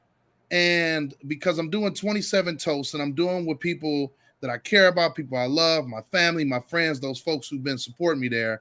And I saved one for you, Shawn, because we didn't even do one when we were down there in DC. No, we didn't. We were doing CBC shit. we didn't do any shot, and I was saving it for when I came on the show. First and foremost, because you and Cat, man, like you talked about, we met each other at TG Cigars when I was there when I first started, almost a year ago to the day. It's like literally it is almost a year ago to the day that we met, and I was just sitting in there chilling. Next thing you know, here we are, and every time I come to DC, I'm like, man, you gotta come hang out. We gotta go do something. So, but before I tell you what it feels like, I gotta take a picture and I gotta do a shot with you, man. Even though it's virtual, we gotta do a shot, man. I got my Uncle Nearest 1856 poured up because I figured. Hold on, then. Hold on. Talk to the people then. I'm gonna get some good stuff. I got some good stuff because I can't. Oh man, yeah. I guess at the end of the day, while Shawn is doing, while he's getting the good stuff, it was dope. We were just sitting there talking, and actually, we started talking because we were doing. Baseball. There was baseball on. I think it was something about baseball or football. It was a Thursday night or something. I don't remember exactly what it was. We started. You know what it was? It was like the week before the Braves played the Brewers. It was, and in the playoffs because this is October. Because we were talking about that. You see, I'm wearing my Brewer. I'm mourning over here, man. We out, man. Well, I don't know what we did. We tricked this whole season off at the end of the year. So y'all acting like a small market team. I'm going to show you what I got here. So this is a decanter that was given to me. I was the best man at someone's wedding, and I have in this decanter Oban number 14. Ooh, I got some of that up there on the shelf up there. Ooh, it ain't too bad. Stuff. It ain't too bad. So I'm going to drink some good stuff since you got your black ass Uncle Nearest. Hey man, everything black. We got to support, right? Everything black. So I'm gonna get. Let me get my. Let me figure out how to take this. I could screenshot this, right, and just send that to you. Yeah, yes. Yeah. Why don't you do that? Move your janky ass phone. Let's just hold it up like that. Cheers, brother. Cheers, man. Cheers. Love you. Love you too, man. So yeah, so now, and I had to have some drink, man. We have to work, man. At the end of the day, we have to work. I usually smoke a cigar sometimes when it's like just homeboys, but man, I was real close. I got him over there. I was real close to firing one up. It's all good. No, so when I hear you read it, man, I'll be honest with you. No one has read it. I'm the only one who've read it, and I've read it out loud. I read it. Wait a minute, you didn't have a ceremony where they read it to you? They just send it to you? I thought they didn't call you. So check it out, right? So what we're talking about is the pardon. For those, we got some new people just joined on here. We're talking about the pardon here of my man Joshua Johnson for 3 counts of armed robbery. When you were, how old were you, Josh? 17. You were 17 years old. Yep. That's why I saved you for last, because we got a lot to get into. But yes, so we're talking about this pardon. So no one's ever read this to you, you said. No, so they didn't read. So what they do, man, so it's a pretty dope process, actually. It's a lengthy process. So let me kind of give you a little backstory and lead up to this, like of the pardon. The pardon part of it is, so for my 43rd birthday, I said I was going to. No, wait. I just turned 45 this year, right? Yep, right on. We're on the same track. You just like a half a year behind me or something. I'm trying to think when I submitted. So it would have been my 43rd birthday. So I submitted. I said for my 43rd birthday, the present I was going to give myself. I took a day off of work, and I went down and I just got all the paperwork put together. So you have to go down. You got to fill out this document. Like this is like probably 30 pages of stuff, right? So it gives you instructions on what you got to do. And I said, I'm taking the day off of work and I'm going down. I'm just going to get everything I get, right? Mm-hmm. I went down, got everything. I didn't write the paper and put the paperwork and put everything together until December. So it was one of those things where I did, and I was like, man, I'm going to do it. And then it just sat. I had a block. I didn't know what to write. I didn't know what to say. Because it does ask you why you want to pardon. And then there's just some logistical stuff you have to fill out. So it's time consuming. I just was like, man, I got to find the time. But anyways, you submit it. And it took me almost 16 months to go in front of the pardon board, the pardon advisory board that they put together, because under the former governor, he got rid of the pardon advisory board. Was that Scott Walker? It was Scott Walker, yeah. Right, so he got rid of the pardon board. So now when it came back, everyone wants a pardon, right? Rightfully so, but that backs everything up, right? So I finally go May 13th of this year. I was on there. You get 10 minutes, right? It's like one of those moments like, no matter what you think about Eminem, man, you hear that song, you got one shot. That's what I was thinking. Like when I get in front of these folks, I got one shot. They got one time to hear everything that I did, what I'm doing, to make a decision based off of that information. Now, they also read this, right? But anybody can write. It's all about how you present it and how you share it in a way that makes sense. So, man, I had my 10 minutes. Man, I hit the button. Boom. I flew right through it. At the end, the pardon advisory board, they were just staring at me like they have no questions. Now, most other people they have questions for. But for me, they were just looking at me like, damn. And that's why I say damn is what I think, because it's like, this guy right here, like if he's done all this, like, why are we even having this conversation? So, they said the person moderating, she was like, she was super cool. She was like, hey, nobody has any questions. That lends to the fact that you had a very thorough application for a pardon. She said, we'll be in touch within a month or so. So a month went by, brother was getting nervous at that point. Like, man, they said a month, man. I'm holding to it. They said a month. But then another month, they said, we plan to release the names before the next pardon hearing before it comes out. So that was July. So we were on our way back. We took a family vacation down to Nashville, Tennessee. So our family, my wife's family, rented a bus, like a coach bus. So we riding back, man, and all of a sudden, man, I gotta be transparent, right? Because this is all part of the story, right? I go into the bathroom, all of a sudden my phone go off, ding, and I look. We had Cracker Barrel in I don't even know where we were. Indianapolis. We might have been Indianapolis, Indiana, somewhere. And that's exactly where we were. It's Indianapolis. My phone goes off, ding, and I look, and it says an email from from the Governor's Pardon Board. So I open the email, and I was like, oh, no, I'm sorry. I didn't open the email. When I pressed the button to see where it was from, I was scared I was going to open it. So I closed my phone real quick. I ran back out to the bus, and I waited till everybody came on the bus, waited till my wife came on the bus. And I said, babe, I got the pardon thing. It just came in. So it's either a yes or a no. So I opened it up, and she recorded me reading it, man. And it was overwhelming, man. I'm gonna be honest. Jesus, she recorded it. Like that's terrifying. Yeah. Because what if it's no? and another thing, like, okay, it's it's fascinating here. You've already served your time, and we'll get into all that. Right. But there's some validation here, right? To get this pardon. It's what the Catholics, are you Catholic? No, I'm not. But it's like an absolution or something, right? Agreed. That's exactly that's how I felt. Is and we'll talk about that as we get into it. Yeah, but sure.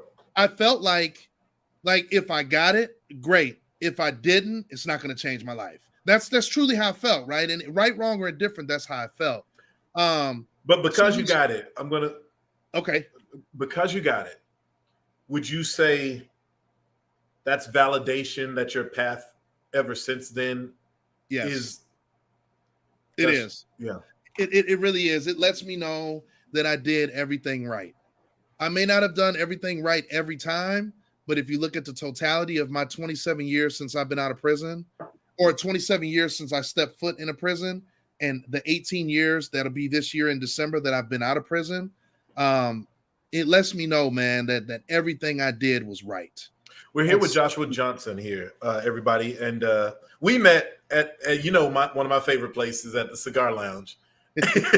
And we just started talking and drinking. And Joshua, being as gregarious as he is, I guess he appreciated my company and showing him the ropes. He kept buying drinks. So I know it was like a Tuesday, but shit, I'm going to keep drinking. Although I got to get up in the next morning. He's going to talk about dragging, but he about to get on a plane. Sucker, your day is over. He always getting on the plane, going back, but he does business in DC. We can get on with that. But he was 17 years old when he was arrested and then eventually charged for 3 counts of armed robbery and sentenced to 20 years in Milwaukee, Wisconsin. And served how many of those, Josh? It's 10 years, right? It was like 9 years, 9 months. So it was really you 10 said just. I know, right? I know. No, nigga, it's not just 10 years. And these are your formative years, right? Yeah, 17 to 27. Yeah. So these I are the went years in. that we actually would send people to war as well. Correct. Correct. Where yeah, you'd you be, were going ahead. yeah, where you'd be learning life, right? Yes. You know, that's the years where you're learning like, what the heck am I going to do with the rest of my life? Or what is this? Or what is that? But yeah, from 17 to 27. So I actually went in 2 weeks before I graduated from high school. So 2 weeks before I was set to walk across stage, I ended up going to prison, or I ended up getting arrested. And then later that year, so in December of that year, that was in May of 1995. And in December of that year, I was sentenced to 20 years. And it's interesting because I wasn't just sentenced to 20 years. I was actually sentenced to 70 years. But how it's set up is it a concurrent thing? Concurrent, or something? yeah. So 20, 20, 20, and a 10. So, you know, I lost it in the courtroom because I heard 70. I ain't hear no concurrent. I was like, because you had no idea what that meant. Yeah, I ain't know. I'm like, oh man, I'm about to die in the penitentiary, right? I ain't know nothing. 70 years. I'm thinking a quarter off of that, right? So you had to do in Wisconsin at the time, you had to do 25% of your time. So 70, I can't even tell you what a quarter of 70 is right now off the top of my head. I know what a quarter of 80 is. That's 20. A quarter of 70 17, is like 17, 18 years. Yeah, you know what's funny? What you're saying is exactly what Shorty does, Spike Lee Shorty does in Malcolm X, when he passes out, when he hears all the years that they got. And then the judge tallies them up. And then Malcolm X on his voiceover says, it's funny that Shorty didn't know what concurrent meant. but you're a 17-year-old brother. Yeah, we don't know. I don't know. I just hear I'm going to prison.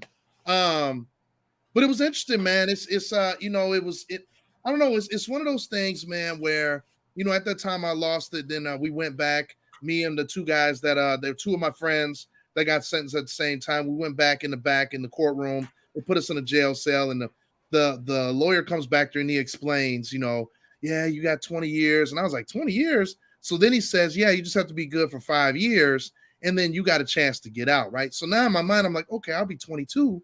That works for me, right? So I have renewed life in some way, shape, or form. But man, those 10 years were interesting, man. I'll tell you. So first and foremost, hold on. Let's frame the story so people can follow it. Before we get into it, let's talk about what you did. Okay, perfect. What was this armed robbery business? Three counts of it. So what happened?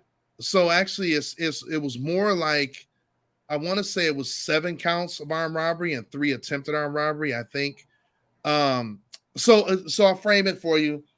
Me and a couple of my friends got together and somebody came up with the idea, let's go do some armed robberies. Now, I want to give you the context of like where, I don't know who said it. I know that I had the guns. My grandfather had passed away like a month before that.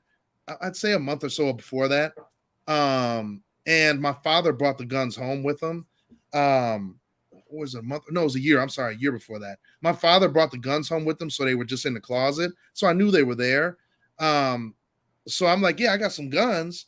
And we ended up going on the east side of Milwaukee. And we when I say we walked up to any and everybody, that's exactly what I mean. We walked up to any and everybody and robbed them. And basically, like, whoever we saw, we said, hey, how much money do you have? And we want it right now.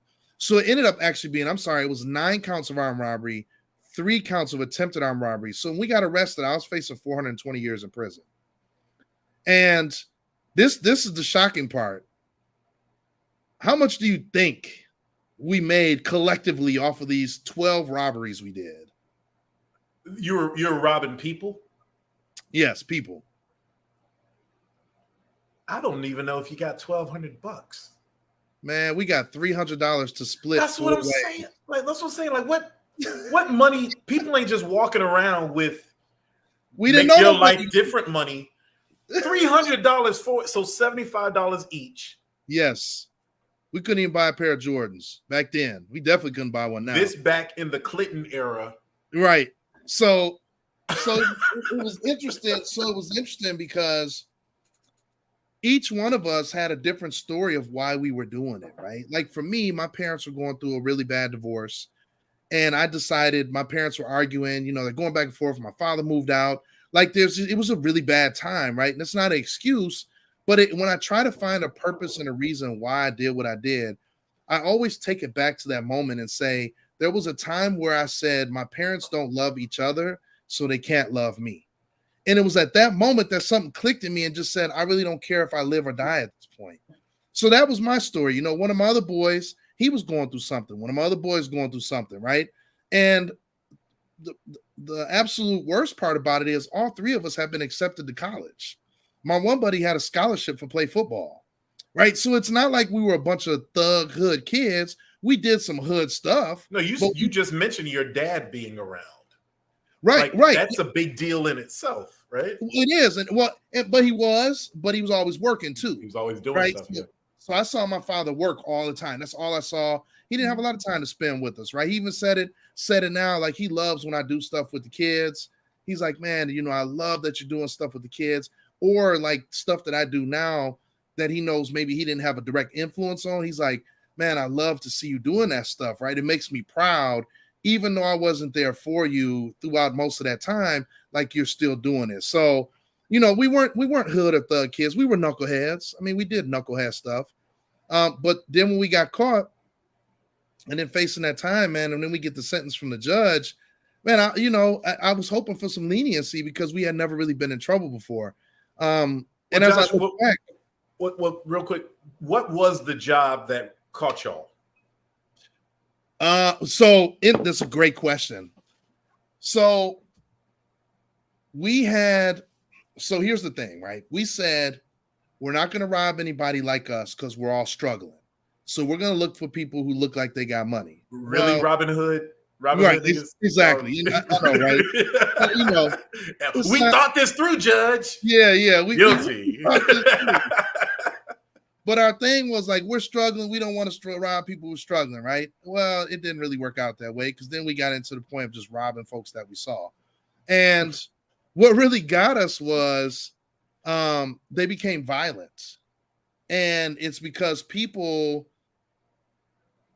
there's people when you attempt to rob them that they have a fight or flight. Mm-hmm. And there were one or two of them that had a fight. So then the youngest guy that was with us, the cousin, he got violent, like in fighting people, punching people. That got us hot, right? It was, you know, we were robbing, but, you know, they weren't calling the police. They were just like, yeah, I got robbed. But then once the violence came in, now they called the police, said we got violently robbed. So we stopped the rob, right? We didn't know the police. We didn't see police when we were down there, but it was my buddy who had his prom night that night. So we're like, man, we're going to go down to the lake and kick it with my guy. And they were like, well, let's go home and change. So we went home. We ended up going, man, I remember this stuff so vividly, man. I was on Capitol Drive and Fond du Lac Avenue in Milwaukee, Wisconsin. There used to be a Taco Bell on the corner. And we were going home to change. And then somebody was like, man, let's hit Taco Bell. So we hit Taco Bell, rode to my guy's house who lives down the street. And we ended up eating, watching TV. Then we were like, man, let's just go down to the lake, man. So we didn't end up changing. And what's funny is I was 17 and I met this woman who was 23 and she was, I know, right? I was like, you know, I felt like I was big baller status at that time. So I met her, like, I don't know where we met. We met at some, like, I don't know if it was whatever we had going on for a school outing or something. I met her. So she was actually like at my house waiting for me to come there because she went out. She was 23. So she was grown. Mm-hmm. So I was like, oh, yeah, I'm just going to hang out with my buddies. Then I'm going to come out. You know, we'll go hang out. But we went to Taco Bell, went to my guy's house. And then somebody said, let's just go down to the lakefront. So, we didn't have cell phones back then or nothing. We had pagers, right? So I was like, man, let's roll. Let's go. We're going down Locust Street, down back to the east side of Milwaukee. We ran through a yellow light. And we went through the yellow lights. There was a police car sitting there. And they said our car matched the description of a white Ford Mustang. But mind you, Shawn, we were in a white Ford Tempo, right? With Bondo on the side. So just because y'all were doing stupid shit, you were close enough and they had probable cause to stop you. So when they rolled up on us, they got behind us. Now I'm thinking, man, stop. Let me run. I got on an all-black flight suit. I'm like, I can run. I can hide. Like, let's just split up. And they're like, no, we're good. We're gonna get pulled over. We're good. They're not gonna know anything. Well, one of the guy's cousin sticks the pistols so far under the front seat that when the officer shines the light in, they're sticking out the front of the front seat. So now they get us out the car. They got probable cause to search the car now. They wouldn't have because we didn't have anything. We had on our clothes. We was like just some teenagers. But they saw the pistols sticking out from under the front seat. And Jesus. I know. And that gave them, they were like, get out the car. They drawing weapons. Man, next thing you know, it was like SWAT everywhere. They just came. Y'all are terrible criminals. Man, we were horrible criminals, man. Man, look, I'll never confess to being a smart criminal. I'll tell you that. I was not smart at all. We're here with Joshua Johnson. We're going to get into everything that he does right now, but just got to reset it because it's radio-ish. 8:54, 54 past the hour when you're watching this. We're scheduled for another 11 minutes. Because I have something to do, but let's try to make it 21 minutes. We'll make that happen. But because it's a Shawn Show, I got to extend it, but I got an audition later than this. But yeah, we're having a really good conversation. I'm getting all the details because we're not in a crowded bar. But you're so used to telling this story, aren't you? You're used to telling something because you said you vividly remember it. All right. It sounded like a similar situation to, man, and I hate being that. I'm that older person. Your friend's gonna get you in trouble. Now you're that older person. I'm 45 years old, but it's true. Same thing with Rob. Rob was hanging with some guys who wanted to be ghetto superstars. They wanted to be street dudes, but they were making $500,000 legit at clubs. You hanging with the dude who wanted to be violent. Joe Pesci on Casino and Goodfellas. He's bringing too much heat. Right. So that your friends brought on too much heat. You could have been common hoods, but now you got tagged with armed robbery because you're driving a white Tempo. Right. When there's a Bolo, be on the lookout for a white Mustang. Right. But we got three black idiots. Are they all black? Yeah. Oh yeah, we were all. Yeah. We got three black idiots. Well, 2.5 because I always tease you about your skin color. It was 3.5. I'm the light skin. You're the light skin, so there's 3.5. Brothers in there fucking it up. All right, and you're caught. Yep. Before we go further, because I like to skip around a little bit. Where are those other three guys? Where are your three accomplices? So 2 of them are highly successful, right? That's why I said we were just doing some hood stuff, but we were really smart. 2 of them graduated from college when we got out. I never went to college. They have successful careers. One of them worked at Tesla as an engineer. He was always smart, right? So he works at Tesla as an engineer. The other one works in state government. Now the fourth guy, who was the cousin of one of the guys, I don't know what's up with that fool, because he lied when we got arrested and ended up getting me waived into adult court. And he got 6 months, and then he was in and out of prison over those 10 years that we served. Oh, he got 6, so he got the cushy deal. He was the youngest one. Yeah, but because he's a jackass. Yeah, he can't get right anyway. Exactly. Okay. So they're doing good. So they're highly successful. One is still here in Milwaukee. The other one moved to Vegas. Like I said, they work for Tesla as an engineer. So, yeah, we were smart kids. We had that foundation, that grounding, that foundation our parents give us. But wherever we were going through in our life, we decided to lash out and use crime as that ability to lash out. How were they able to catch you though? Was it just like fingerprints, or it's just to fit the description of the getaway car type of thing? No, you know what happened? They tricked us, right? Because we were kids. So they pulled us out the car and they did an on-scene lineup. And so they pull you out the car, they have you in the back of a police car, which automatically makes you look guilty as fuck, right? I mean, we arrested these people. We want you to come tell if it's them. Oh, they're in the police car. They got handcuffs. It must be them, right? All the things. I watch SVU, so I know. I'll be like, man, it's all a bunch of BS, right? I watch SVU. Go on, Josh. Watch Matlock. Matlock. Perry Mason and shit. Right. But I object, Your Honor. But no, it's they pulled us out and they did an on-scene lineup, and they led us to believe that they identified us, that people identified us, but they didn't. But we didn't know that. So I'm hearing the guy in the next room to me saying, yeah, Josh did this, he did this. And I was like, yo, what the hell? Like, no, I ain't do that. Like, man, so then everything was just a snowball after that, with statements of what's going on. They had all the evidence. They had the pistols. right? They had everything that we were doing. The only thing they didn't do, no one identified us, but we didn't know that. Where did you do these 10 years in prison? So it's funny, man. Everybody's, they talking about this Netflix, the Dahmer Netflix, right? That's the new talk right now, is the Dahmer series on Netflix. So and I don't say that like to get credibility, but actually the prison that he was murdered in is where I started my sentence, Columbia Correctional, and then I left from there and went to Texas for 2 years, and I came back and went to Oshkosh for medium security. Then I went to Winnebago for minimum security, and then I was released. Well, were you there when Dahmer was there? No, he was in heaven or wherever he was at a year before that. You said in heaven? Yeah, he said he found the Lord, so maybe who am I to judge? But you're Milwaukee though. Yes. Did y'all have like some white Candyman versions of stories about this myth of this guy who's eating up people or anything like that? Yeah, I mean, we were kids. We were teenagers at the same time it was happening. We didn't watch the news or anything, but you hear about it. And of course, there were no social media. So, you just really heard about what you saw on the 10 o'clock news. But yeah, it was interesting, man, because the prison I went to, like it's a double max, right? Double maximum security. So they gave you a double maximum security? Oh yeah, because it was a violent crime. The armed robbery. Yep, because they're violent. So, they're right up there with murder and sexual assault. I mean, it's violent, right? So they're like, you're going to double max prison. It's funny, we had tax fraud with Rob in the first hour. He probably went to the feds, and it was probably like... And he had a nice federal prison in West Virginia. Yeah, and he said it was easy. The only problem is that I was away from my family. Your shit was not easy. No, we were double max. You in your room pretty much 23 hours a day. You come out for meals. Like you come out for breakfast and you got 20 minutes, come out for lunch 20 minutes, come out for dinner 20 minutes.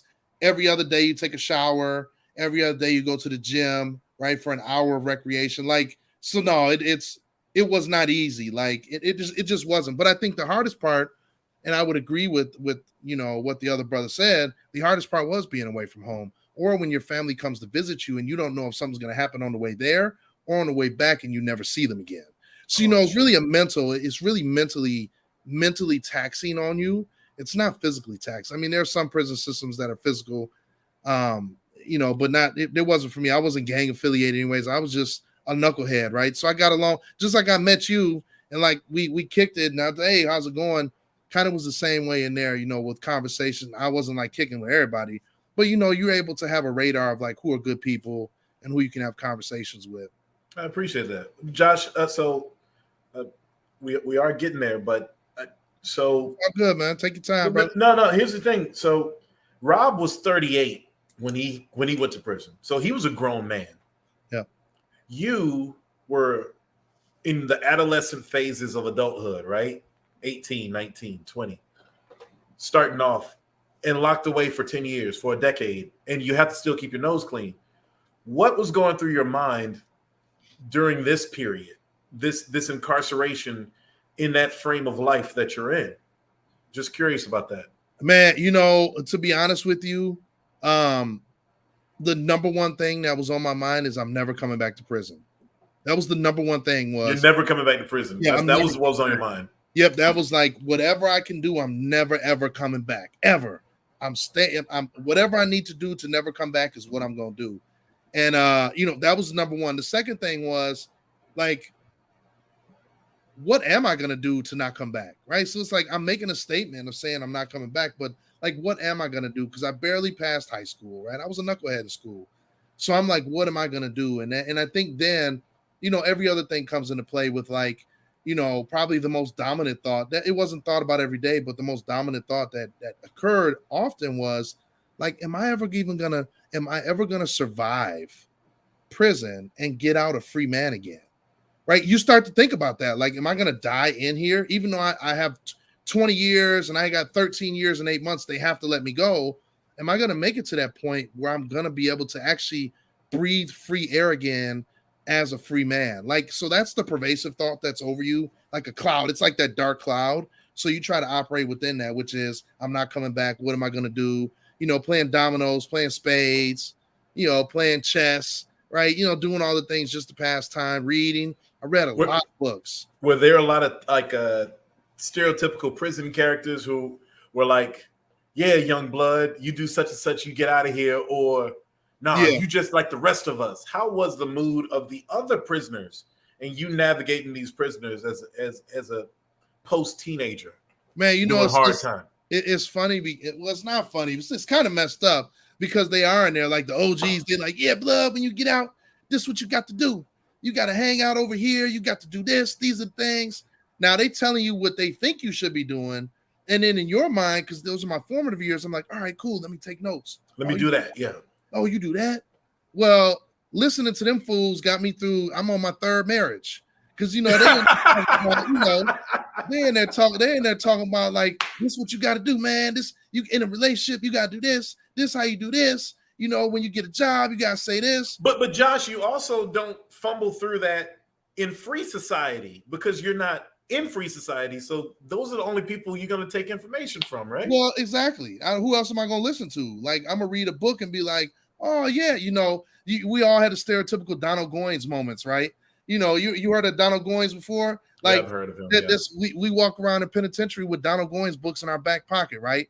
We thinking we pimping and we thinking we selling drugs, right? And I'm like, man, Josh, what the hell wrong with you, man? You done did some armed robberies, man. All of a sudden you goddamn pimp. Like, what the hell? Like, you know, it's just that mentality, right? It's this kill or be killed mentality that you kind of adapt, which is I'm always going to be on my P's and Q's because I don't want somebody to take advantage of me. But also that means that I'm never vulnerable. So I'm never dealing with emotions. I'm never having any conversations that are filled with emotion because that's seen as vulnerability and that makes me weak. Let me ask you this, Josh. And we're here with Josh Johnson, and we'll tell people where you come from, what you're doing now in about 5 minutes. I've got this all mapped out in my head. But I want to talk about this prison piece because this is the nut of the whole show. What made you, or what was instilled in you by whomever, and if you can identify who that person was, the notion to say, I got to do X, Y, and Z to get the hell out of here?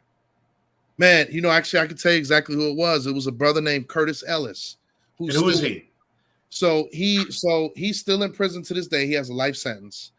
He was my first roommate when I got to Columbia Correctional. Otherwise, no, what we call it is Portage, because that's the city and county it's in. When I got to the room, he told me, he said, I'm used to having a single cell because I get in a fight with every roommate I have. So now I'm 17. He's like 28, 29 at the time. So I was like, well, shit, let's get it on there. Like, hey, well, let's do it, right? No, Josh, that's the wrong answer. Well, that's the wrong answer. That's the reality, right? That I adopted because I was a little guy, right? I was like 5'9", you know, 100 and maybe 20 pounds, 125 pounds. I was a little dude. So were you like, let's get it on or let's get this over with? Well, it's just more like, let's get it on. Let's do this. All right, come on. If that's what we can do.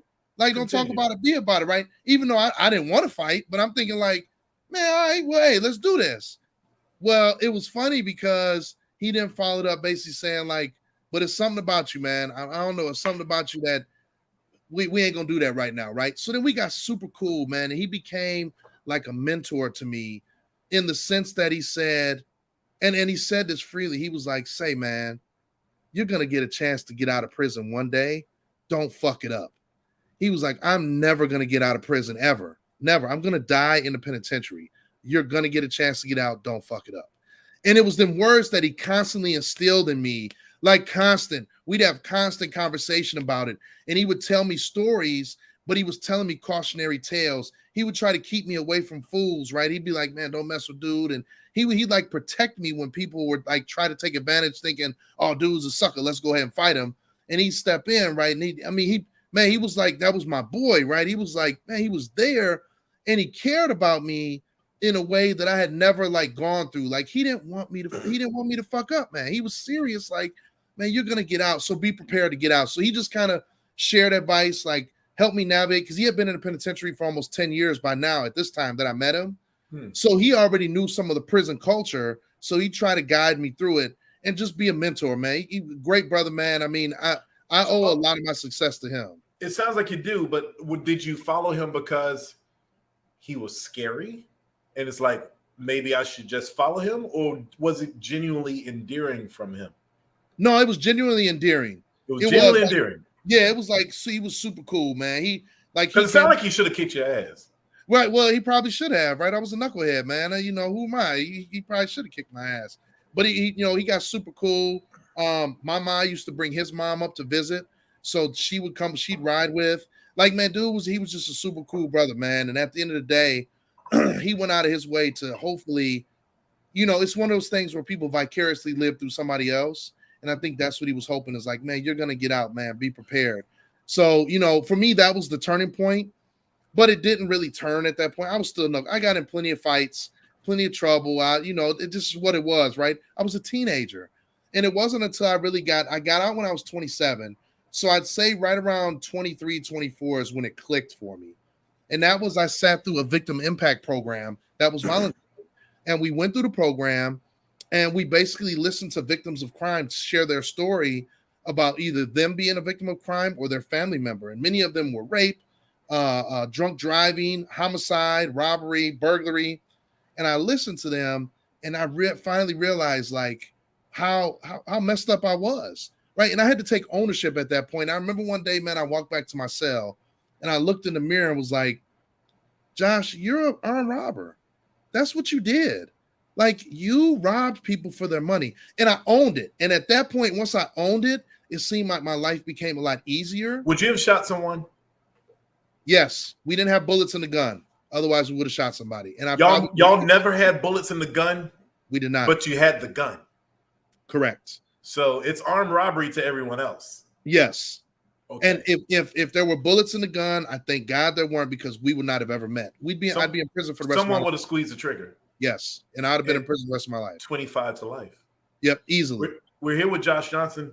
He's in Milwaukee, Wisconsin right now, lamenting that the Brewers ain't shit and they traded and they traded away their postseason. However, the Bucks and Antetokounmpo is right behind him. That's a nice setup you got back there. Yeah, and that's the signed jersey, man. That's my prized possession. Is that your wedding photo back there? What's going on back there, Josh? That is. That's the wedding photo when we took the pictures. When we took our the picture after the wedding. So that's me, my best man, my groomsmen, the best woman, and then my wife. And then we all got our hip hop shirts on under our tuxes. You look like the only one. Now I know it's from afar, but it looks like you're the only person that needs sunscreen. You may or may not be right. I'm so glad we ain't wearing black, because I'll be red as shit up under this. Whew, this white needs to reflect all this. Hey, baby, let's go inside real quick. You want to go inside? You ain't shit, Sean. Just so you know, you ain't shit. We're here with Josh Johnson. He's looking all astute and shit. So we got to flash forward because I am running out of time. What are you doing now? And you're doing it very well, if I'm correct. What are you doing now? Because the basis of Josh being on here, this is the Shawn Show. I bring people on that I've met or I've known for a long time, and I dig into my Rolodex, although people don't use a Rolodex anymore. But I dig into my Rolodex and use the people who have done so many great things or are interesting stories and tell those stories on the show. That's why it's called the Shawn Show, and that's why whatever. So about 80% of the people I have a personal connection with. With that said, we met in D.C. while you were at work. Correct. Which means you have a job that sends you to D.C. Correct. And you were smoking cigars, which means you have a nice job that sends you to D.C. So, Joshua, can you tell the people at home, once and for all, what do you do for a living, bro? Yeah, so before I say what I do now, can I just give a little bit of back? Because I think it's really... Yeah, a little bit. Go for it. Because you said you want to talk about, like, from committing felonies to, like, being successful. Yes. So before I talk about it, so I want everybody to know, like, prior to this, when I came to work, basically, at the end of the day, I was the state director of the Wisconsin apprenticeship system. And which means I ran the whole system here in the state of Wisconsin. I worked as a government employee, as a career executive government employee in the same government that I was incarcerated by. Right. And I think your main boss is the same man who signed that pardon. Correct. 100% correct. So the same at that time, my boss is Governor Evers, right? Ultimately, at the end of the day, that's who that's your boss, state, right? And at the time, basically, when I was incarcerated, I was a ward of the state. So if you look at the nexus of that, like I was a ward of the state, I was inmate number 305178.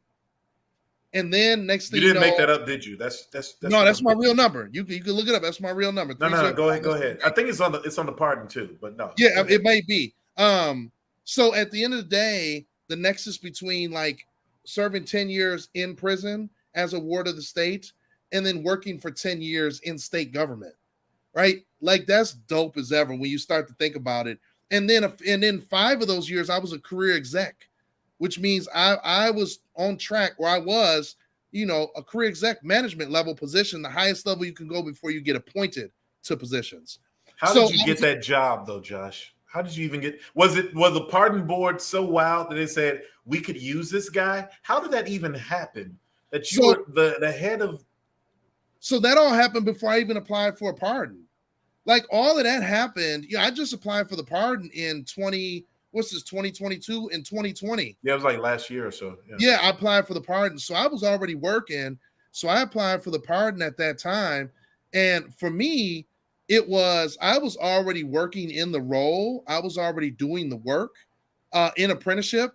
And then I moved into a role of being, I moved up and moved into a role of being the state director.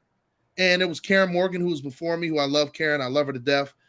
She basically, when I interviewed for a management level role within a Wisconsin apprenticeship, she said, "Why do you want this job?" And I was like, I want to replace you when you retire, right? She was in her 60s.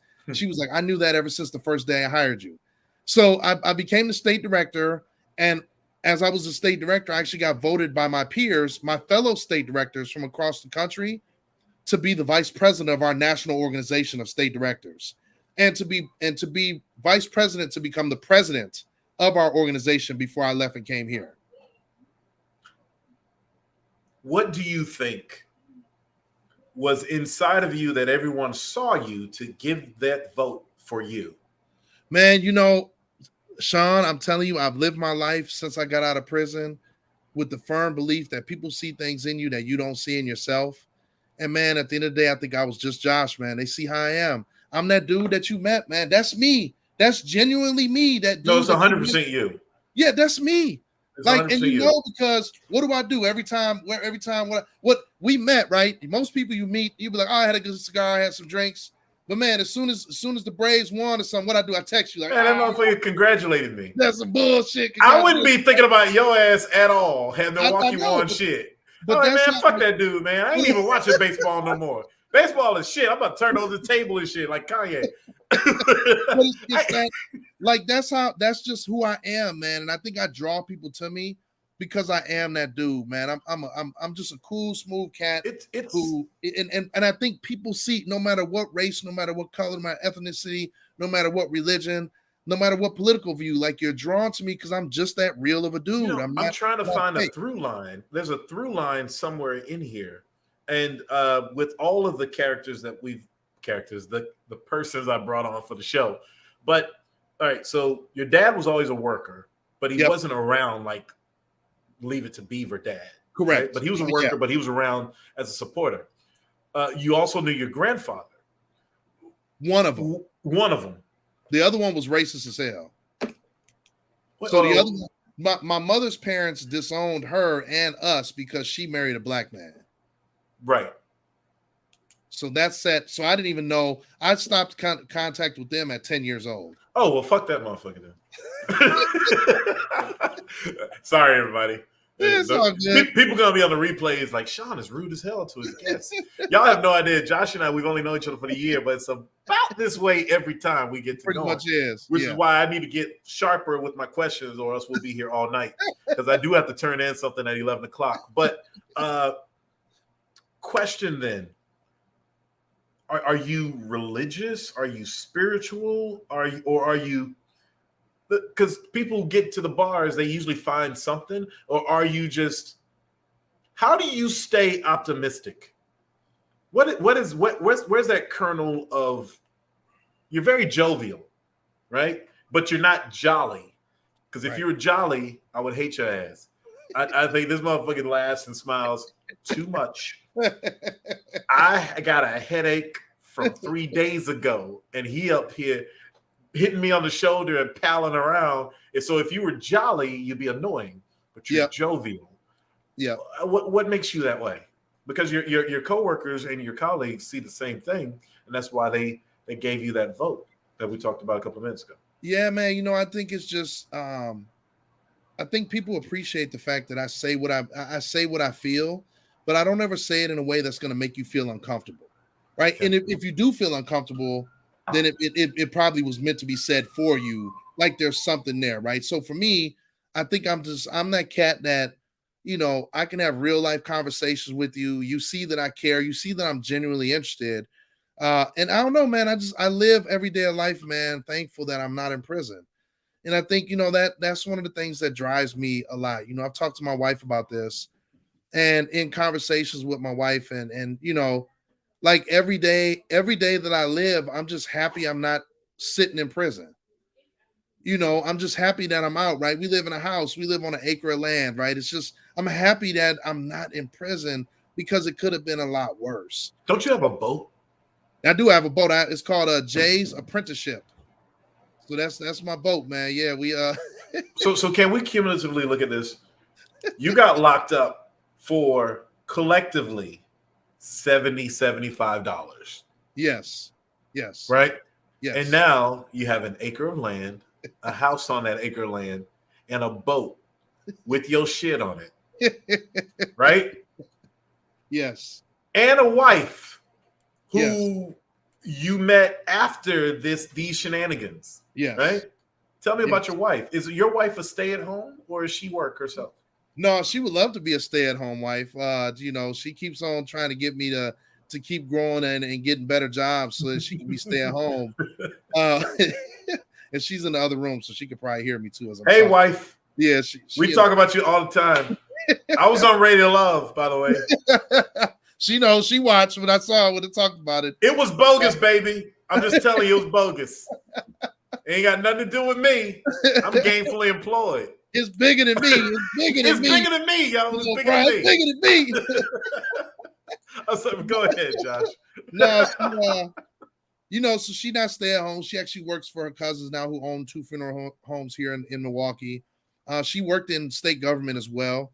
After we met, she ended up working in the state government for 6-7 years, but then left to get some advancement opportunities. But, you know, yeah, I mean, she's been there, you know, through that whole time after I got out, right? You know, after I've been through 2 failed marriages, after I still had the stink of prison on me, so to speak, you know, there's still some things about me that you could tell I've been to prison, right? And it's just, those were my formative years. So it's just certain things that you can tell, like when I pull into a drive-through, it's even if I know I'm going to the restaurant, till it takes me 3 or 4 minutes to decide what I want to order. Oh, you're right? one of those. Yeah, because in prison, I didn't have options, right? I slid my tray through the line and whatever they had, they put on there. And now it just takes me that time, you know, to decide. But, you know, and it's other things too, right? It's me, it's my personality. There's some things about me that are, you know, stuck in a certain way, like when I'm dealing with the kids. You know, it's, you know, the kids, they feel it. They're like, you're always worried we're going to end up in prison, or you're always worried something's going to happen, right? And that's that penitentiary mentality that has come out with me, that it happened to me and I don't want it to happen to you. What is it with your job that keeps bringing you to DC? Because it's almost like seasonal now. I get a phone call from you like once a season. So what's going on with your job? So the job I have now is I actually work for a national nonprofit called Jobs for the Future, short for JFF. We're located in Boston. We have a DC office and an Oakland office. And I'm actually the director of the, National Innovation Hub for Diversity, Equity, Inclusion, and Accessibility in Registered Apprenticeship. That's a hell of an acronym, whatever that stood for. Oh, I'm sorry. Man, you're right. You got me. I was acting all governmenty over here. You got down. Yeah, so DC too long. I'm the director for the National Innovation Hub for Diversity, Equity, Inclusion, and Accessibility in Registered Apprenticeship. So one of my goals is really to work with employers to help them to establish or achieve their diverse diversity and inclusion goals utilizing registered apprenticeship. That's like if you boil down what we're doing. We're really trying to make the world a better place, utilizing registered apprenticeship, helping individuals have access points and get access. Those access points, know that they're existing for all the underserved communities to gain the promise of registered apprenticeship and a pathway to the middle class and beyond. And I was an apprentice, right? So when I got out of prison, I built highways. And I worked for 6 years building highways in Wisconsin and in Illinois, and then just moved my way into other work and ended up working in state government. But many times when I'm coming there, there'll be some meetings. I believe the last time I was there, we couldn't get up together. I was there for a staff meeting. This time I was there, 2 weeks ago, I was there for the HBCU conference. Mm-hmm. So I was networking, having some conversations. And that last time we there, I actually had a meeting at the White House with for the Asian American Native Hawaiian Pacific Islander initiative. I'm sorry, I'm going to pick up what you just dropped real quick. You just dropped the White House. I'll just pick that up real quick. Keep talking. Wait, hold on. I dropped this on the other side. We actually met in the same room that Dr. Martin Luther King met with the vice president in. We had a meeting in there to talk about how we can move an initiative forward.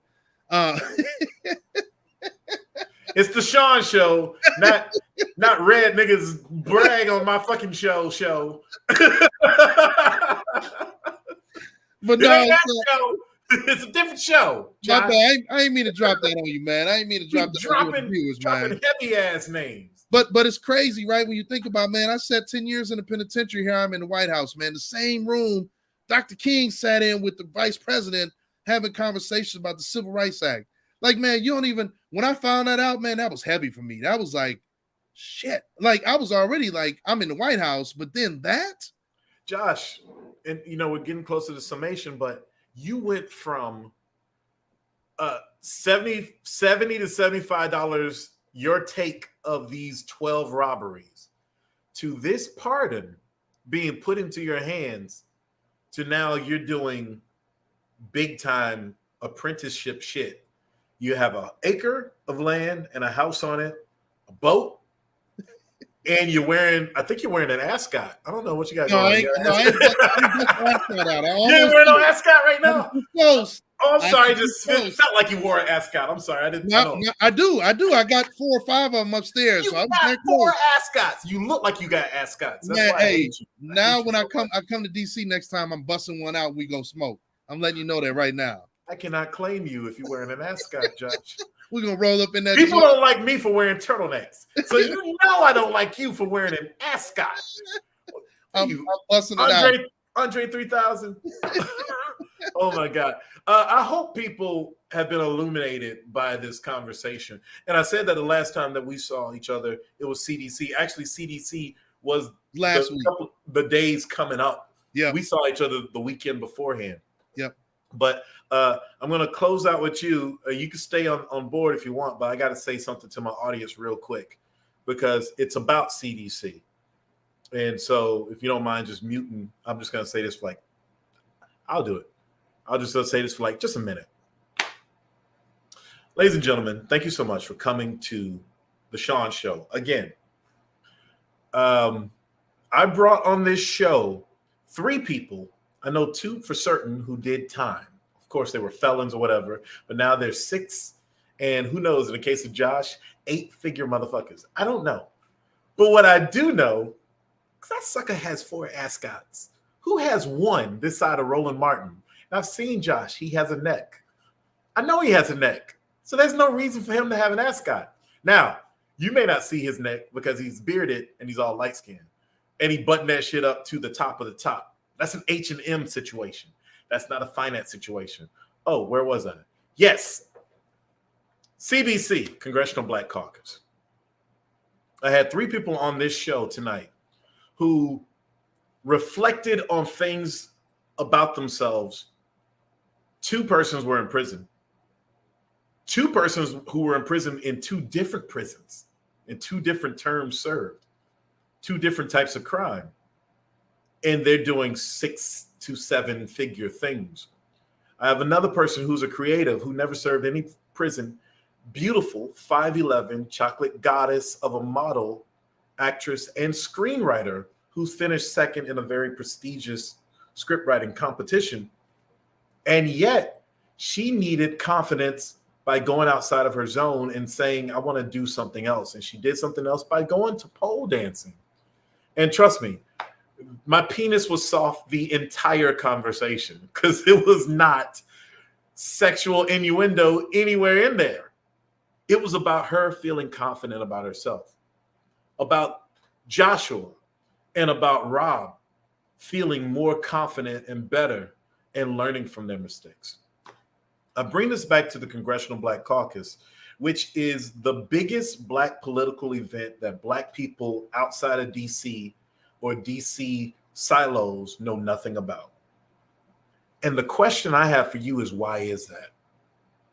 Because at the end of the day, I went to a couple of events, or I hung out in hotel lobbies and loitered and saw the finest Black people dressed to the hilt, look the best, brandish their degrees, try to hit on this man or this woman. But I didn't hear once George Floyd, Breonna Taylor, Ahmaud Arbery. And yet this was the first time we had CBC, Congressional Black Caucus in Washington, D.C., in person. The first time we caucused and fellowshipped in person in Washington, D.C. since the pandemic. Oh, which, by the way, has wiped out more Black people than any other race per capita. I'm all for us celebrating Black excellence. I'm all for the party. I went out and looked for a party. But this right here does not square the circle that is CBC and Black elitism. Because none of those forums spilled over to people saying, this is our chance to get extra serious. Instead, we're just like people who gave a shit about Ben Affleck and Jennifer Lopez a few months after 9/11. We're right back to being on the same bullshit we've always been. And this of all years should have been the time where we said, we are serious about caucusing.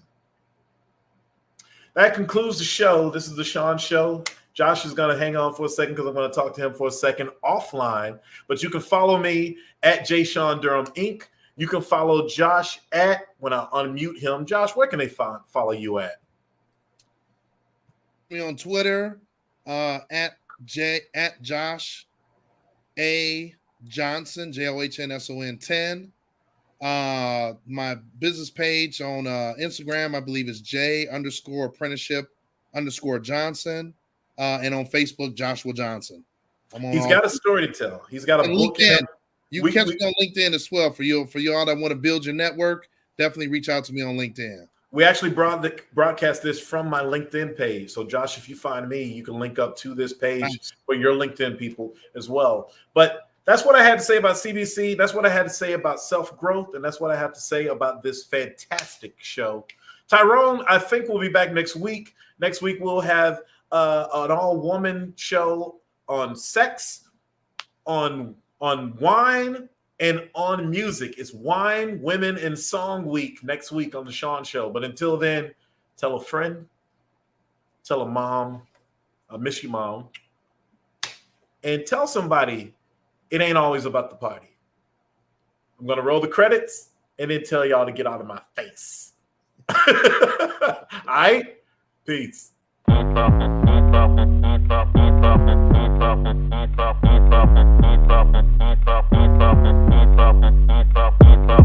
Stop.